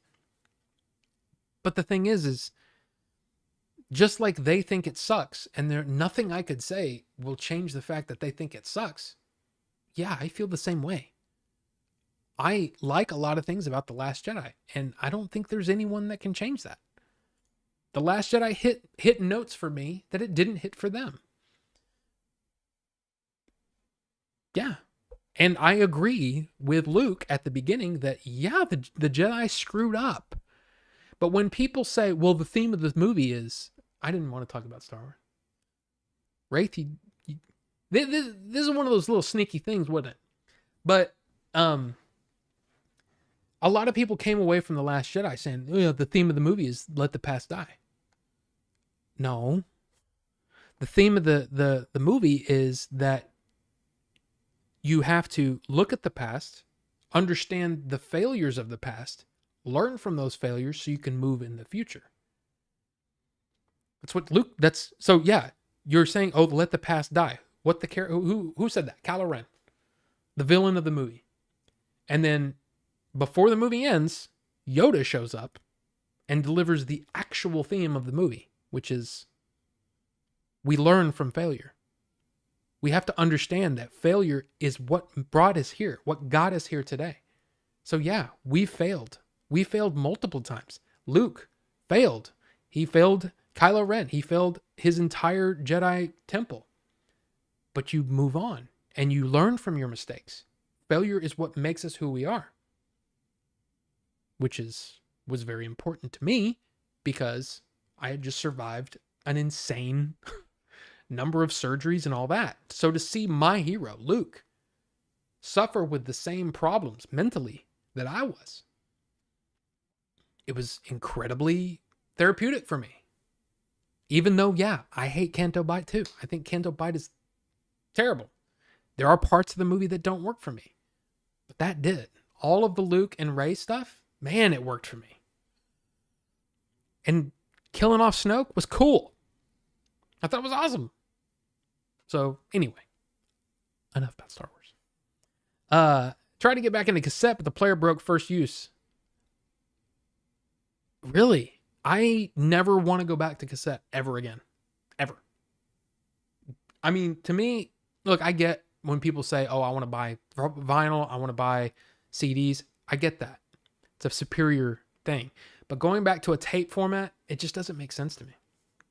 And Ted Millich, I wish I had Atmos. I just have a 5.1 system. But yeah, it's good. It's good stuff. Good stuff. And Loco Mav, I didn't see you come in. Welcome, if you're still here. You didn't like Last Jedi at all, but I also respect people having their own views. I mean, look, it's just one of those things where Last Jedi split a lot of people. And it was very divisive. but I also get a little irritated when, and this is one of the things that I tried to talk about many times, and I'm still trying to come up with the term, but it's that point of a movie. I've talked about it. In fact, I think I talked about it last week. That point in the movie where you switch off and the movie's no longer working for you, right? So for a lot of people in The Last Jedi, they almost got turned off by the Yo Mama joke between what's his face, Poe and Hux, right? That whole interchange was like, this is not like Star Wars. What's going on? Then a lot of people, it went even further and they said, bombers in space, that's ridiculous. Even though they forgot the bombers in Empire Strikes Back, the TIE bombers that when Han, Leia, and Chewie and C-3PO are hiding out in the monster thing, the little, remember that part in the asteroid? Yeah, there's bombs there, but okay, anyway, the bombs was a problem for some people. Then Luke comically throws the lightsaber over his shoulder, and then people were just like, this is not my Star Wars. This is stupid. So there's that disconnect point, and that's what there should be a term for that. That point when you completely switch off and you go, the movie no longer works for me. And for The Last Jedi, some people just got so switched off that the movie, they don't even remember the movie properly. It's happened to me many, many times. The Dark Knight Rises is a great example because I was a huge Batman fan. The Dark Knight Rises completely pissed me off. Like, I walked out of that movie going, this movie was, awful. I did not like that movie. Why? Because Alfred quit in The Dark Knight Rises. I've never seen Alfred quit. And so that's one of those things where I said that at that point, I was so turned off by the movie that nothing worked for me. So then I go back in and I watch the movie again. And I said, okay, let's try to take away all of the years and years of history of Batman and just watch the movie that this is Christopher Nolan's, like, if Batman really existed. Okay. So I watched it with that in mind and came out of it going, holy crap, I love this movie. And The Dark Knight Rises is very, very good to me. It's not my favorite of the three, but I like that movie a lot. And I felt like a lot of people with The Last Jedi never gave it that second shot. I get it. When you hate a movie, it's hard to go back and watch it again and try to keep your mind open because you're remembering all the things that, oh my God, that I can't believe Alfred would quit. Why would he have Alfred quit? But it's one of those things that once I got over that and said, okay, I can't compare this to anything else. What is the story that I'm being presented? For me, The Last Jedi, for the most part, like I said, I had problems with The Last Jedi, but for the most part, it worked for me. And I was very excited to see what they were going to do for the next movie because you had a rebellion that was hurt and small numbers, but the word about Luke Skywalker and what he did, the legend that he became, was getting out to the universe, right? Or the galaxy at large. And I was excited to see the inspiration of Luke Skywalker. And he became the legend that everybody said he was, which I thought was really cool. And then I was really excited about what they were going to do with Kylo Ren because he did what Darth Vader never could. And that was, he's the man. There's no one above me. And then what do? The beginning of Rise of Skywalker. Oh, now there's the Emperor. The reason they did that is because they wanted Kylo Ren to turn to the good side. And they couldn't figure out a way to do it. But you know what I'm saying? It's like I felt like The Last Jedi could have been the way that Empire Strikes Back was. When people were pissed off when Empire Strikes Back came out. Vader, he's got to be lying, right? Vader can't be his father. It's got to be lying. And then Return of the Jedi came around and took all of those story threads and made them make sense. I thought that that's what they were going to do, and they didn't.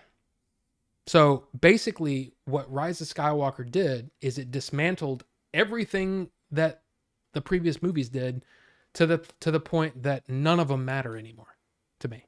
And that's a shame because I I felt like we were going somewhere. And then, nope, turns out, nope.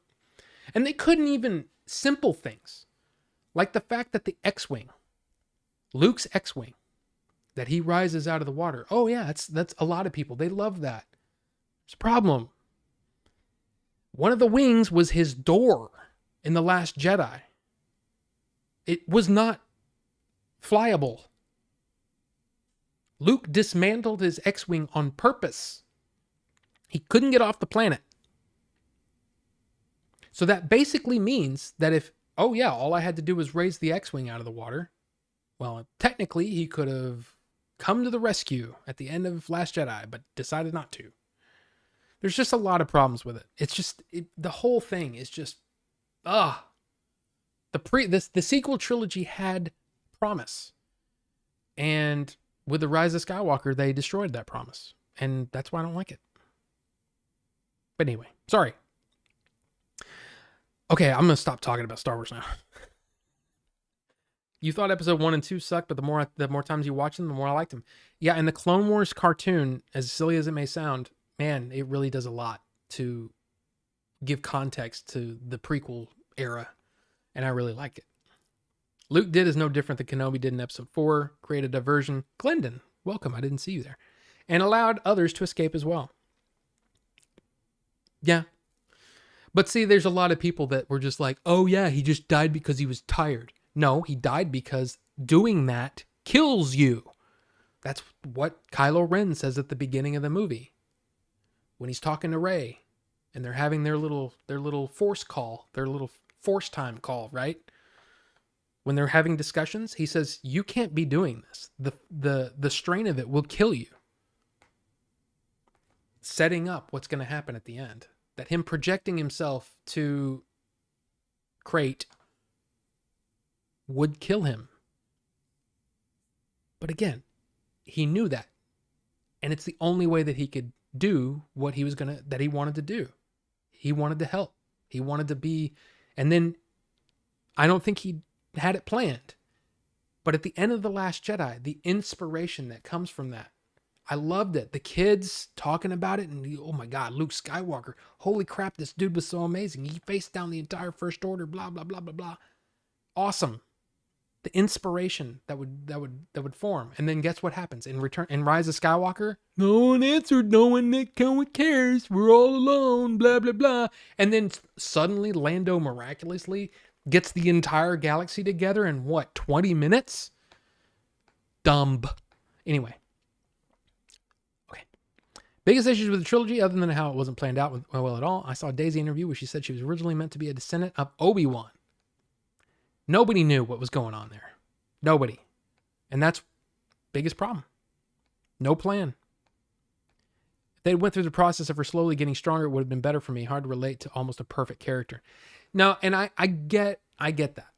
But I also, if you're a fan of the Clone Wars, there is a series of episodes which a lot of people don't like, granted, but it's something I really like because it comes from George Lucas and his idea of what the Force was, and that the Force actually has a will, and that fate, in a way, it's not really fate like most people think. Well, that means I have no control. No, you still have control, but the Force has a will, and that Rey was the answer to Kylo Ren and Snoke. That the Force created Rey just like it created Anakin. And in that respect, I really liked it. But I totally get it. I totally get that people don't like that. I like that. I thought that was cool. And the fact that it was Rey, I mean, there were people that came out of The Force Awakens because I don't like Rey. Like I didn't like her from the beginning. And I'm like, I thought she was awesome and likable. But then they didn't like Rose either. Rose is a big problem with people from The Last Jedi. And Rose, to me, the reason people don't like Rose is because she's not cynical. She doesn't have any, she's already still hopeful. She dreams and she wants good things and blah, blah, blah. And she didn't have a bad side. A lot of people don't like that. Jar Jar was the same way. But You like vinyl, it's the cost and the inconvenience that really does it for me. Yeah. You like the inconvenience of it? See, that's it. There's a tactile nature to it, which is definitely cool. And I get that with cassettes and all that, but yeah, I love the throne room fight. It's awesome. And Y-Wing is a bomber also. Exactly. But it's the way that I get what people were mad about, because it looks like a traditional bomber, or what you would think like World War II bombers. And in a way, you could probably say, yep, Rian Johnson just wanted almost like a World War II type scene. But I don't know. That stupid laundry joke. Makes you glad you didn't watch that one. I love Begins and Dark Knight. But see, that's the thing. I guess that was before I finished. Rises ends up being really, really good. So, still can't get to like it or appreciate it, because although I enjoy Star Wars, I was never a fanboy for it. Yeah, see, for me, Loco, yeah, it's just, yeah, I've been watching and absorbing Star Wars since I was very young. And I'm also the guy that said, as soon as Lucas came out and said, yeah, these books, yeah, they're great, but that's not my story. They can have all the fun they want, and we give them guidance to basically say, okay, you can't write about this because I'm planning on doing something with that. You can't write about this, but pretty much go wild. But guess what? In the future, if I make a movie, none of that shit's not going to matter, And that's why I said, okay, well then I don't have to read them, because I didn't care for the Thrawn trilogy. I'm one of those few people that said the Thrawn trilogy felt like fan fiction to me, and it didn't work for me as a story. So I just said, to hell with all these other books. And especially when they got to be like, oh, there's 75 books in this series. And I'm like, crap, no. Now I'm reading Wheel of Time, which is 15. But anyway, at the time I just said, well, screw it. I'm not going to read those. So I was always a Lucas purist. And to me, The Force Awakens, it's almost like The Force Awakens felt like a very mainstreamy kind of Lucas-y kind of thing. But The Last Jedi felt very Lucas to me. And I think that's part of why I liked it so much. It's because it felt like something Lucas would write. And that he had planned that Luke would be a hermit from the beginning. He was talking to Luke, or to Mark Hamill, saying, yeah, eventually you're going to be just like Obi-Wan, and you're going to basically leave everybody and go off on your own. So, I don't know. You only watched the MCU because you tried watching a Spider-Man flick and was lost. Love Spider-Man. I know I sound dumb this one. I still can't believe Luke just died by being a hologram. I know. But I still thought it was like cool. And he Frenched his twin. And Empire is great.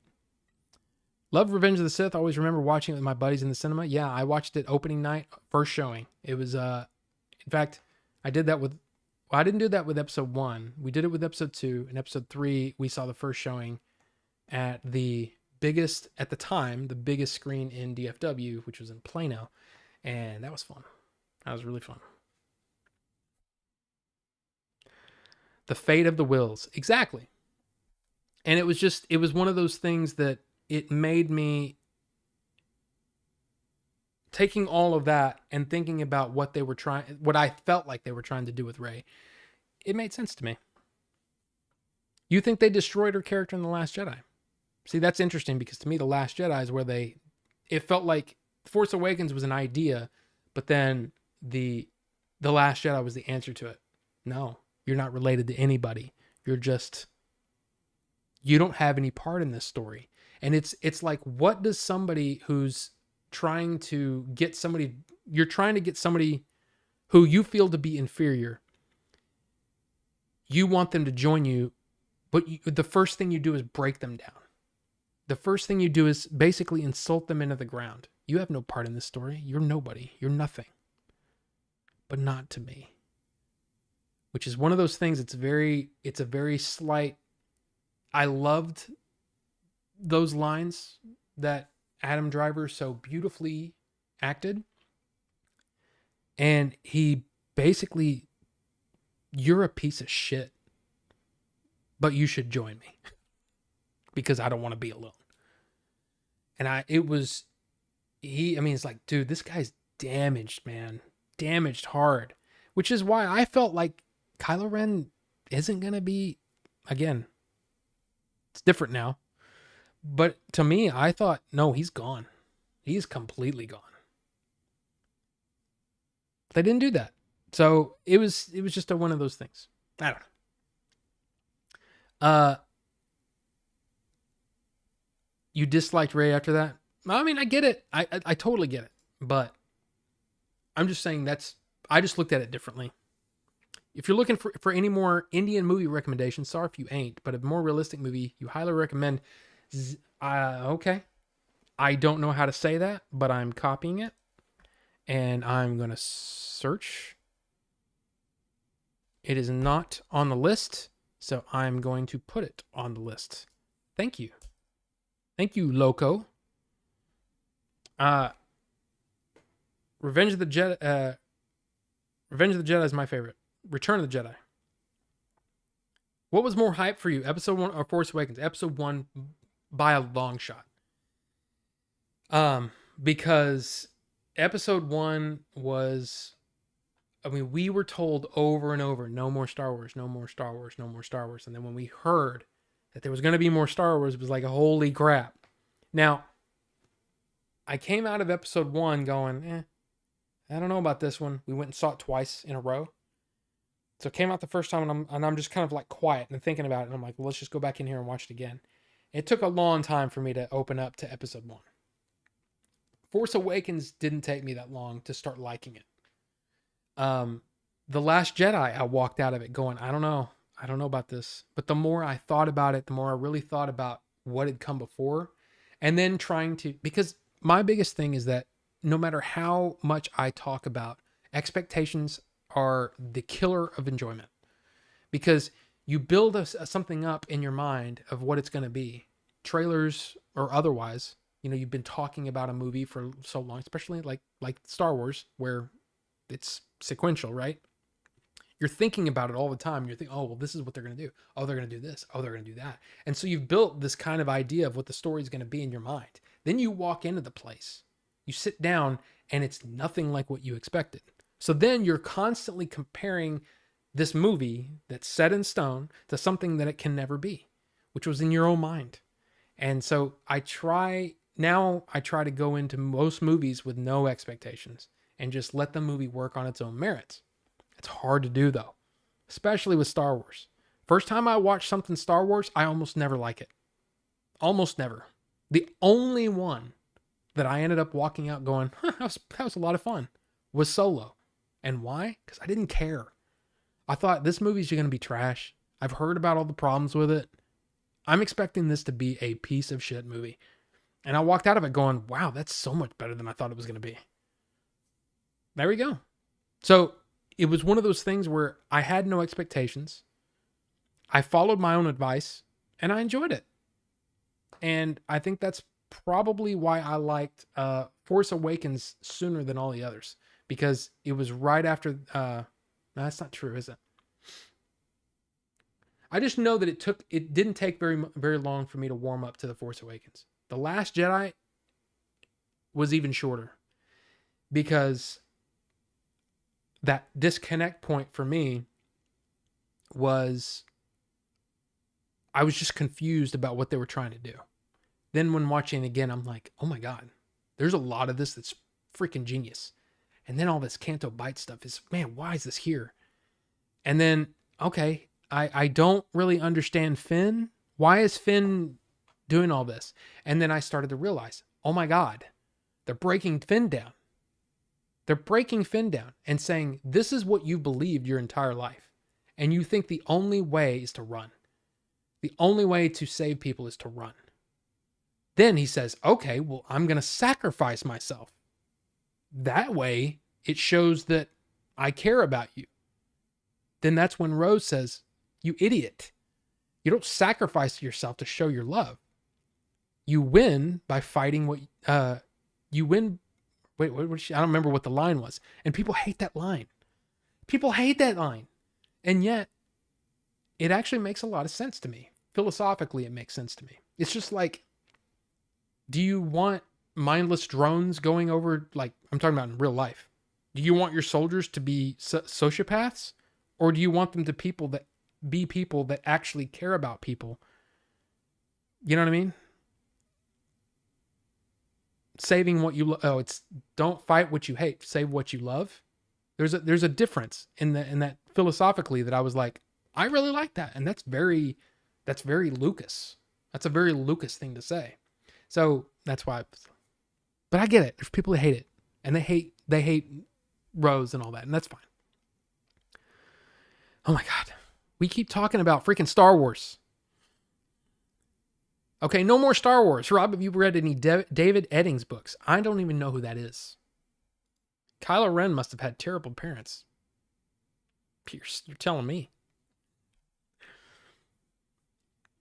And see, that's another thing. And that's one of the reasons why Bucho hates The Force Awakens, is because they made Han into a deadbeat dad. And I never really saw it that way, but I get what he's saying completely.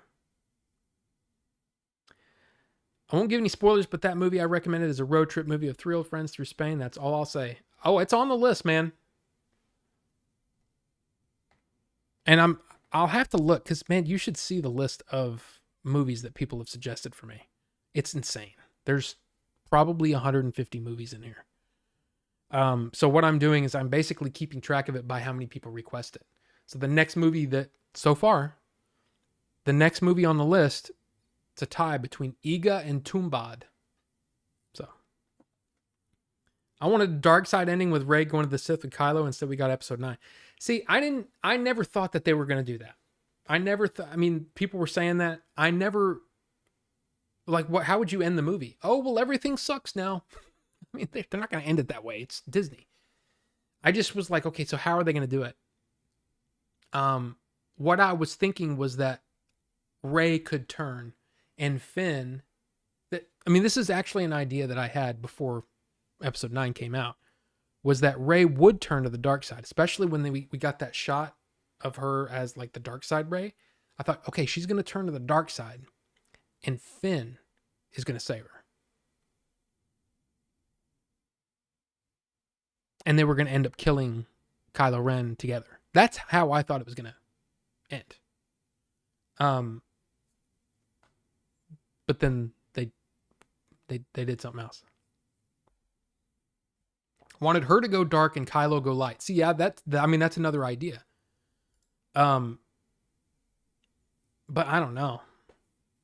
And yeah, the Finn, if there's any actor that got the biggest shaft in the sequel trilogy, it's John Boyega. I feel so bad for that guy. Because, man, especially when you see that video of him watching the first trailer for The Force Awakens, and how pumped he is, because he is a Star Wars dork. Like, he is a big fan of Star Wars. And to see him so hurt after all of this, it sucks, man. And I'm a huge fan of John Boyega, and I want him to have all the success. And if that means he gets James Bond, then so be it. Do it. Bucho hates The Force Awakens. There he goes. The Rose line played is clunky because Finn was doing both. He was saving what he loved while killing what he hated. Yeah, but it was a different... Anyway.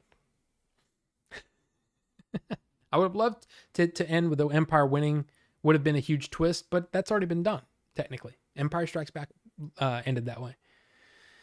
And I didn't think they were going to end the Skywalker saga that way. That would have been too weird. If I watched The Last Kingdom on Netflix, based on a true story of the Vikings in England, very good. I've watched like 2 seasons of it, and I never went back. It wasn't because it was bad. It's just I got into other things and forgot about it, honestly. Kind of like Braveheart vibes would have been Viking times. Yeah, see, I need to go back and watch it. Uh-oh, Caleb. You better watch out. Bucho loves Han. Oops, I didn't mean to do that. Sorry. But I wanted to show this off real quick before we end. We only have we technically have uh 2 things to talk about left. And then it's already after 10. So, Rogue One is coming back to theaters, to IMAX, before the Disney Plus debut of Andor. It's supposed to be, so Andor comes out September 21st. It just says that it's coming soon to IMAX, and there will be an exclusive look at the upcoming Andor series. Honestly, now this is going to be one of those things that a lot of people don't like. But I think Rogue One is the second worst Star Wars film. But there's a big gap between Rogue One and The Rise of Skywalker.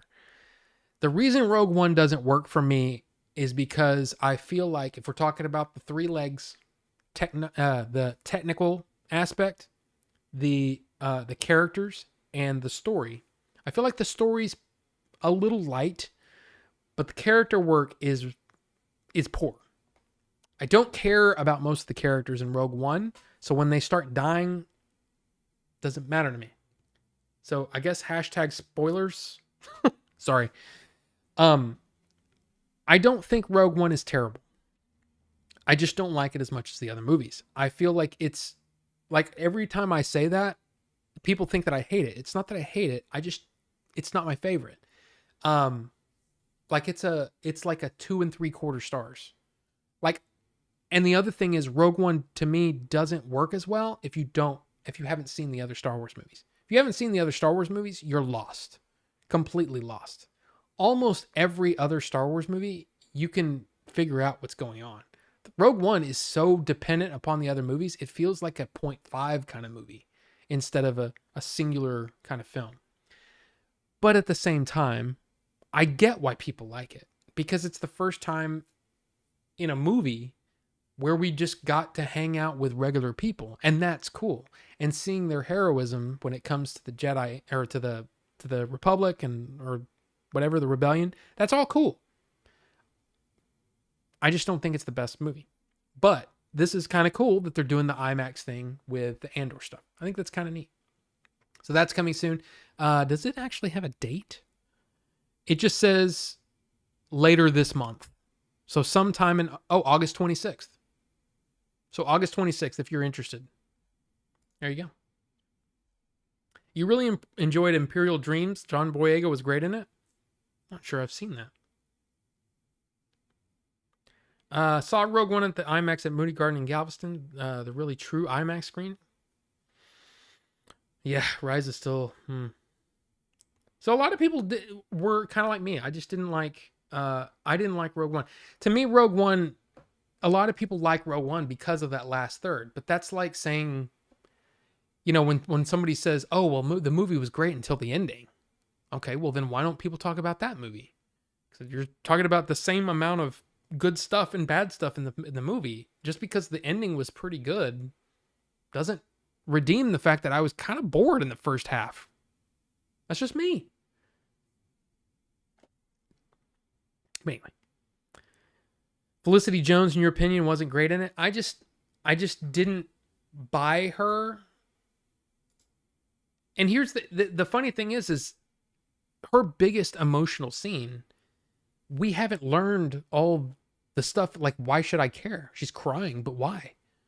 It's only on repeat viewings that some of those scenes actually hit. But it's because I already know what's going to happen. The first time I'm like, I don't know who this is. What the hell do I care? You put David Eddings' best book series on your Discord. Thank you. I want to see the Gareth Edwards cut of Rogue One. I'd like to see what was originally done, you know? Because there's that shot in the trailer. Really cool shot. She's going down that what is that? I don't know. She's getting where she has to align the antenna, and that TIE fighter comes up. It's like, dude, that's cool.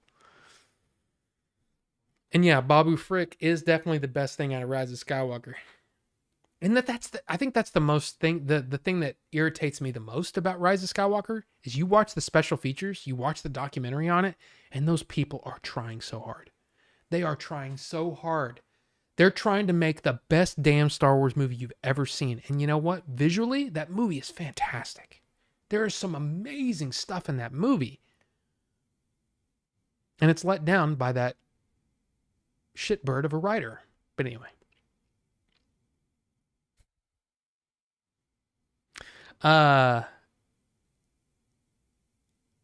Heard that was done just for the trailer. Yeah, and then there was that sequence. It wasn't a trailer. It was kind of like it's like, hey, coming soon, Rogue One. And they were showing all of them running on the beach with the plans. She's got the plans, and Alan Tudyk is running there beside her. So apparently there was a sequence where they had gotten the plans and they were leaving. Now, what happened after that, we don't know.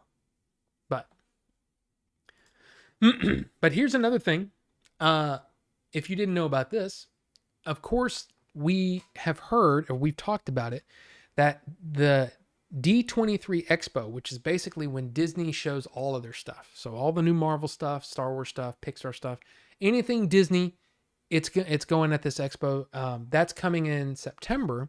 Well, they're also going to do a game showcase from D23 on Friday, September 9th. So that weekend is when D23 is. It says the digital showcase will feature incredible new content from Disney and Pixar, Marvel, Lucasfilm, and 20th Century Games. In addition to all new announcements, fans can expect new reveals from titles including Disney Dreamlight Valley, Marvel's Midnight Suns, Lego Star Wars The Skywalker Saga. Are we getting new content? DLC? What are we getting? And a sneak peek at the upcoming Marvel Ensemble game from Skydance New Media. Now, Skydance New Media is ran by Amy Hennig, who is going to make that Star Wars game that looked like a lot like Uncharted that was canceled. So Skydance New Media is also working on a new Star Wars game. It's going to be very interesting to see if we see anything from any of this stuff. And the fact is, the Marvel games, they're pretty badass. I mean, some of them. But the Marvel game, can't remember. But I thought what I saw too is that they showed a little clip and it looked like there was another Alien game coming. A sequel to Alien Isolation, maybe? But anyway, I just think this is cool. And this is something that's coming. So September 9th. Now, just to let you know, because we're wrapping up the show. My throat's tired and I'm just beat, guys. But I wanted to let you know that we will know next Monday whether or not the Kevin Smith Film Festival will have picked Adventures in Game Chasing to be a part of the Smodcastle Film Festival. So, next Monday, I'll probably post the news, definitely in the Discord, but definitely on Twitter. And we also, something new, I can actually do the whole posts thing in YouTube now, I guess because I'm almost going to be a partner kind of thing. They turned it on for me. I don't know if you guys even care about that stuff, but I might post it there too, depending on what we hear. Hopefully we get selected. I really want to get selected for that one. And then coming up, I think it's that same weekend, September 9th, is the Dallas International Film Festival. We're supposed to hear if we're in that. So, yeah. So, look, it's a week. Remember, She-Hulk, Thursday. House of the Dragon, Sunday. We're here from Kevin Smith. Whether or not we're in his freaking film festival, please pick us, Kevin Smith, please. We'll hear that on Monday, and then, of course, we'll be back here live next Tuesday, 7 p.m., same time, same place. Guys, thank you. Thank you so much for being here. You guys have been awesome. I just love doing live shows. I love it. If I could do a live show twice a week, 3 times a week, 4 times a week, I would do it. The problem is I don't have time for anything else because I like to curate content for you guys, which means it takes time. So yeah. Thank you. Just thank you so much. Thank you so much for the support. Again, over and over, we've got the sub count is insane, and it's a lot due to Billy and Jay. But just thank you. Thank you for being here. Thank you for watching. I love that you guys are here, and I love that you guys, hang out with me. So you guys have a great week, and we'll see you next one. Okay? Bye!